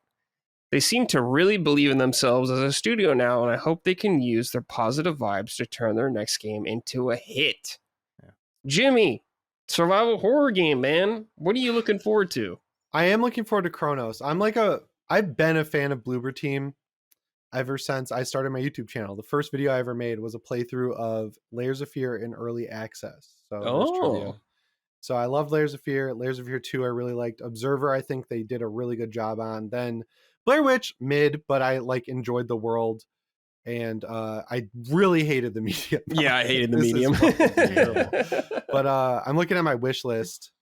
There's this one that I've been waiting for forever called Echoes of the Living. It's like a Resident Evil sort of game, like isometric top down, but it's like PS2 era Resident Evil, Ooh, but really? HDified. It looks really good. I played the demo during Steam Next Fest, and every time I play it, it's better because they've done multiple Next Fest demos. Oh, yeah. I think someone told me about it. Maybe it was And you, Jimmy, that told me about this. I think someone asked last time I was on, and I brought that game up, but I'll just keep bringing It's it up. probably me. Yeah, it was probably me. I forgot. Yeah, this looks awesome, dude. I have my Steam wish list up. That's the main one I'm excited for because I think it might be that one, but there's one of these top-down isometric games where the combat zooms in to first person. Oh, Like when okay. you pull the trigger. Cool. I'm really into these kind of games now. Now that I played Signalis, I didn't love Signalis, but it was like accessible, and then it got me Yeah. up to speed. It was like the with Kickstarter of that PS1 survival horror era. Like this is a game that came out this year I really want to try called Conscript. Conscript rules. That Okay, you played game, that's not upcoming, but if no one's played that, I highly recommend it. I liked Crow Country. I didn't love it. That was the other one that was on my head. The thing that kills me in that game is the map not showing where you're at in a room, so it's like too easy to get lost. That kind of screwed me up. That's Silent Hill. Yeah, I'm excited for this game Unrecord. That's like a body cam horror game. So I don't know if that counts as survival horror. Yeah, I guess. There's this one that's like a found footage Jurassic Park game called Unknown Tapes that looks really cool. And then I'm excited for Witchfire to exit early access. Oh, yeah. I don't think that's I'm survival not horror at all, really but that game looks Yeah. cool. This is like horror theme. So yeah, there's a bunch coming out now. It seems like Signalis really kicked that off. It really helped, I think. Of course, we're all waiting for Resident Evil, whatever's coming next. I would love, as someone who just finished Dino Crisis for the first time, I would like to see their take on it, how they'd remake it. I think that could be really cool. Yeah. One game I liked that has problems, but I liked it was Tormented Souls. I don't know if you played that one, I need to Jimmy. play that. That's the one that's I might fire because it's kind of short, right? Because it was an the iPhone puzzles game are first. kind of obtuse, I would say. So Yeah. if you get stuck, just look it up. But I think that game's cool. It's like fixed camera stuff. And they showed the trailer for the sequel at Yeah, exactly. Game I'm Awards looking or- forward to the sequel. So hopefully they like improved a lot. But it's a cool game. I liked it, though it had problems. So I'm looking forward to that. And I gotta agree with this, Steve. After Bloober Team, man, it's like you did great with Silent Hill too. So I'm glad they have keeping an eye on you. now. Yeah. I'm sick That of is walking good. sims. That's like my least favorite horror genre is walking sim. Yeah, I liked get it. Outlast though. The first Outlast. was Oh, great. Outlast, so scary. And the Dude. DLC was good. Matty, anything you looking forward to in the survival horror genre? Kronos is a good one just because I do want to see what Bloober Team does after Silent Hill 2. Like they won my attention. I really am just trying to keep my eye out for any more of those PS1 style survival horror games. Like we just talked about it, but I keep thinking of Conscript like is the one I do want to go back to. Most anticipated though, I mean, I know it was a leak, but Silent Hill 3 remake, honestly, like the idea of that is really that exciting. It did apparently. Is it Bloober still? I imagine so. I'd be surprised if it That'd be wasn't. cool. You know, especially if they literally just released Silent Hill 2 and then they announced their next game. So they have multiple teams where Yeah. it wouldn't surprise me if they spun something up, but they were kind of built. Now that they've succeeded, you can kind of say it a little more confidently. Like they were kind of built to do this game because that's what inspired all of their work. So I'd like to see them continue working on the Silent Hill franchise, but otherwise, I'm really curious what they do with Resident Evil 9. There was a lot of leaks surrounding rumors, that game. yeah. Like oh, it's open world. That was like one of the leaks. I was like, really? You know, Resident Evil 8 I liked a lot, but it was so in its framework identical to Resident Evil 4 that it almost felt too familiar to me. Right? Like it just had not the storyline itself, but the locations you go to.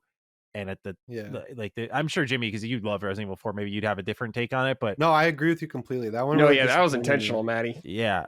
I just it was intentional, but it just felt like it's partially my fault. I just played Resident Evil 4 for the first time. I could totally see that then. A couple of years before that. So going into that after, I was like, oh, I feel like this is extremely familiar. But I didn't like that 7 was like peak horror, like taken from Texas Chainsaw 2 and Evil Dead, and it's like scary for the like first time in forever. Yeah, and then they go so hard left into action horror. I was like tonal whiplash. Yeah. I love 7 personally. I think it's so good. I like the first half of 7 way more. Yeah, I don't like the boat, but I played once it it gets again. to the boat, I don't really like it. On a second playthrough, I remember the first time I played it, the boat felt like half the game. But then on a second playthrough, when I was just like running through it with knowledge of it in my head, I flew through the boat. It was like 40 minutes. And that made it feel like it was paced a lot better. Once you leave the house, then I'm kind of like, But it's still a great game. Awesome game. Fun DLC too. Check it out. Oh yeah, Not a Hero. Not a Hero and Jack's the birthday. Joe Baker one, dude. Yeah, and the Saw Trap one. Yeah, the that Lucas one's awesome. One. The Saw one's good. All right. This is from The Uncharted Wolf. What's up, Summoners? What's the scariest moment in a non-horror game for you guys? Obviously, the piano from Mario 64 comes to mind, but I remember being freaked out at MGS2 when the colonel yelled at me to turn the game off. Thanks for all you do. Oh. All right, scariest non-horror game moment. They took my answer with the piano from Mario, so thanks for that. Yeah. I remember Psycho Mantis, or someone does something about like your memory card getting erased. I think it was Psycho Mantis, right? Psycho Mantis. Some Metal Gear game. Something did that. Because it didn't get spoiled for me, so it was awesome. This isn't like the scariest, but I love in Fallout the Dunwich stuff they do. The Dunwich horror kind of story that they build between like 3 and 4. It's really cool. Like I just love that there's this kind of folklore lying under the surface of this like post-apocalyptic. Like it's as if things aren't fucked enough, then you got this on top of it. So I just think with that would be one of my answers. I feel like I should have more. I don't have a lot either. Yeah. This is a cop out, but I mean, like Village is not really a horror game to me. It's like straight action and you like quick werewolves and shit. So the dollhouse and Village. Oh, House Beneviento. The big baby. Yeah, that was scary. That felt cool. Yes, that was a good part. It's really good. I feel like tension would be the word I use. Like there's stretches in The Last of Us. You know, where you're like crawling around the clickers, like like you're it's all good. I know it's not like horror or scare. Maybe scary would be the right word, but I don't know. It has you on the edge of your seat. You're like very tense. Yeah, when you fight the Rat King as Abby, that was like scary. And 2. Dude, and 1 where you fall down with Joel like in the basement and you got to start up the generator. Yeah. And there's like the bloaters around or something like that. Man, that part freaks me out. I got the perfect answer, bro. BioShock Infinite. When you like you turn around, the trumpet face dude is like right behind you. Yeah. Such an unfair jump scare out of nowhere, bro. I remember when I was in high school playing that and like I screamed because it got me so good. That has to be my number one. That was so scary. They got me so bad. Man. Yeah, BioShock's not a technically horror game, I guess, but it does have scary stuff in it. Definitely creepy atmosphere. There was a guy at the concert I went to Saturday who had like really good Splicer costume, and I was talking to him and he made his mask out of paper mache, and it was creepy. Like it gave you that like A little bit of Mhm. creeped out look when I saw him, because you'd be like looking across the crowd, and then you see this like 6'2" guy with like a splicer mask with like the teeth and everything. I was like, that's a little creepy. That was creepy, but cool. Okay, dudes. Final question from Sean Mason here. Hey, summoners. I love coming up with Mount Rushmores of gaming. Since it's October, what would you put on your Mount Rushmore of spooky games? Ooh. Best Sean M. Let's do this as a group effort. Group Okay. exercise right here. Okay. Mount Rushmore of scary games. I gotta we got to throw up the Evil Within too, Brad. Oh, the Evil Oh, I feel Within. like me man. and you are like the I love the Evil defenders of Within that games. game. I love them. Yeah. You guys I gonna do don't the know which- sequel though? Not even like the first one, where like the first one actually. I don't tries know. to be They're scary? both great in different ways, so it's hard for me to say. Yeah, I like the. I am open up for world shit. Sebastian being up there, though. Yeah, Yeah, Sebastian. I All right, could we'll see put- that. Yeah, I love the first Evil Within. The second one isn't bad, Yeah. but just I love the first one. Mm-hmm. Let's give Matty one. Matty, do you want to put like Yeah. James up there? Yeah, I got to put. Where are we doing the characters? Or are we doing the games? Oh, let's We'll do do the the- games. Let's do the Okay, games. sorry, Or, okay, I yeah, just wanna let's make do the sure. games or franchise. Like we'll put the Evil Within up there. Sure, we'll just do one or two, Okay. whatever. I'm Evil gonna- Within's up there. I got it. Yeah, of course I got to do Silent Hill. That's like Okay. my new favorite, man. Like I just it's not. Well, Silent Hill 3 is scary, but like it's scary in its own very unique way. Like how it just kind of it just whittles away at you and knocks you down, and like you just feel so in sync with the main character and what they must be feeling Mhm. that I think the game feels scarier in turn. Like when you're running around and like I jumped at so many things in Silent Hill 2 remake because it was just like how exhausting the game was. Silent Hill 3 got me the same way. So I mean Silent Hill 3 has that one scene I'll just say in the mirror that's like so Mhm. creepy. So yeah, dude, I got to give it up. If I had a choice in the Mount Rushmore here, Silent Hill easily. All right, that's a good one. We got to put a Resident Evil game up there, Yeah. right? There's Got so it. many good picks though. It's got to be 5. I know. Yeah? 5. No, we'll put 6 up there. 5 is Yeah. my favorite. I will just throw that out there, but it's Well, not 5's spooky. fun. I think Yeah, 5's that's fun. I love 5. It's a great co-op game. I feel like 6 objectively sucks. you gotta do 4, right? Like Yeah. 4, I would say 4 or 1 remake is my favorite one, or Mhm. 2. Yeah, I feel like that. But I can that settle on 3 4. game. You could pick any of them. Yeah. 4 is the I would easy just- pick for sure. Yeah, you can just put Leon up there with RE4 or Yeah. something like that. That's fine. Those are all great. And one more horror thing. We do Dead Space? Is that Dead Space? yeah. Oh, yeah, Dead Space is great. We Dead just Space we 1? just ignore 3. We just pay attention. Oh, to yeah, the we can first ignore 2 3. and the remake. I do already. So, yeah, Yeah, we can easily yeah. ignore 3. Yeah.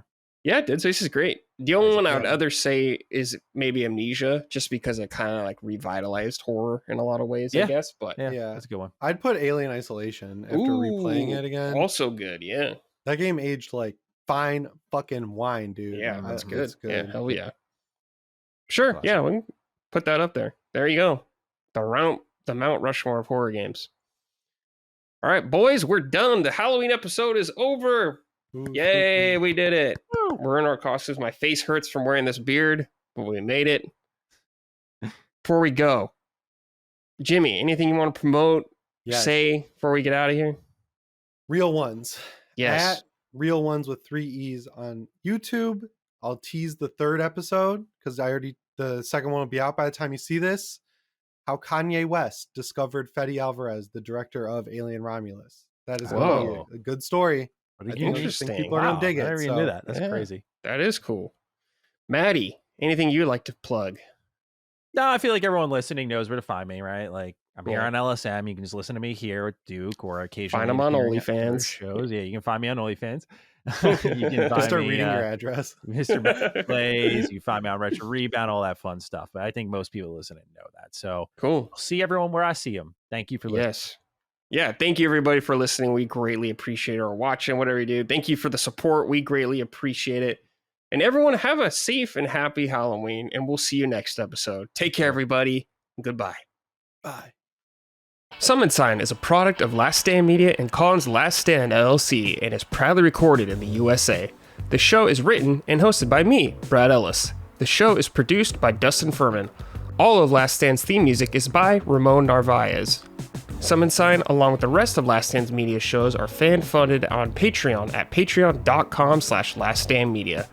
The following names are at the producer level on Patreon, our highest tier, and we are grateful for your kind contribution and generosity to our independent endeavor. Thank you.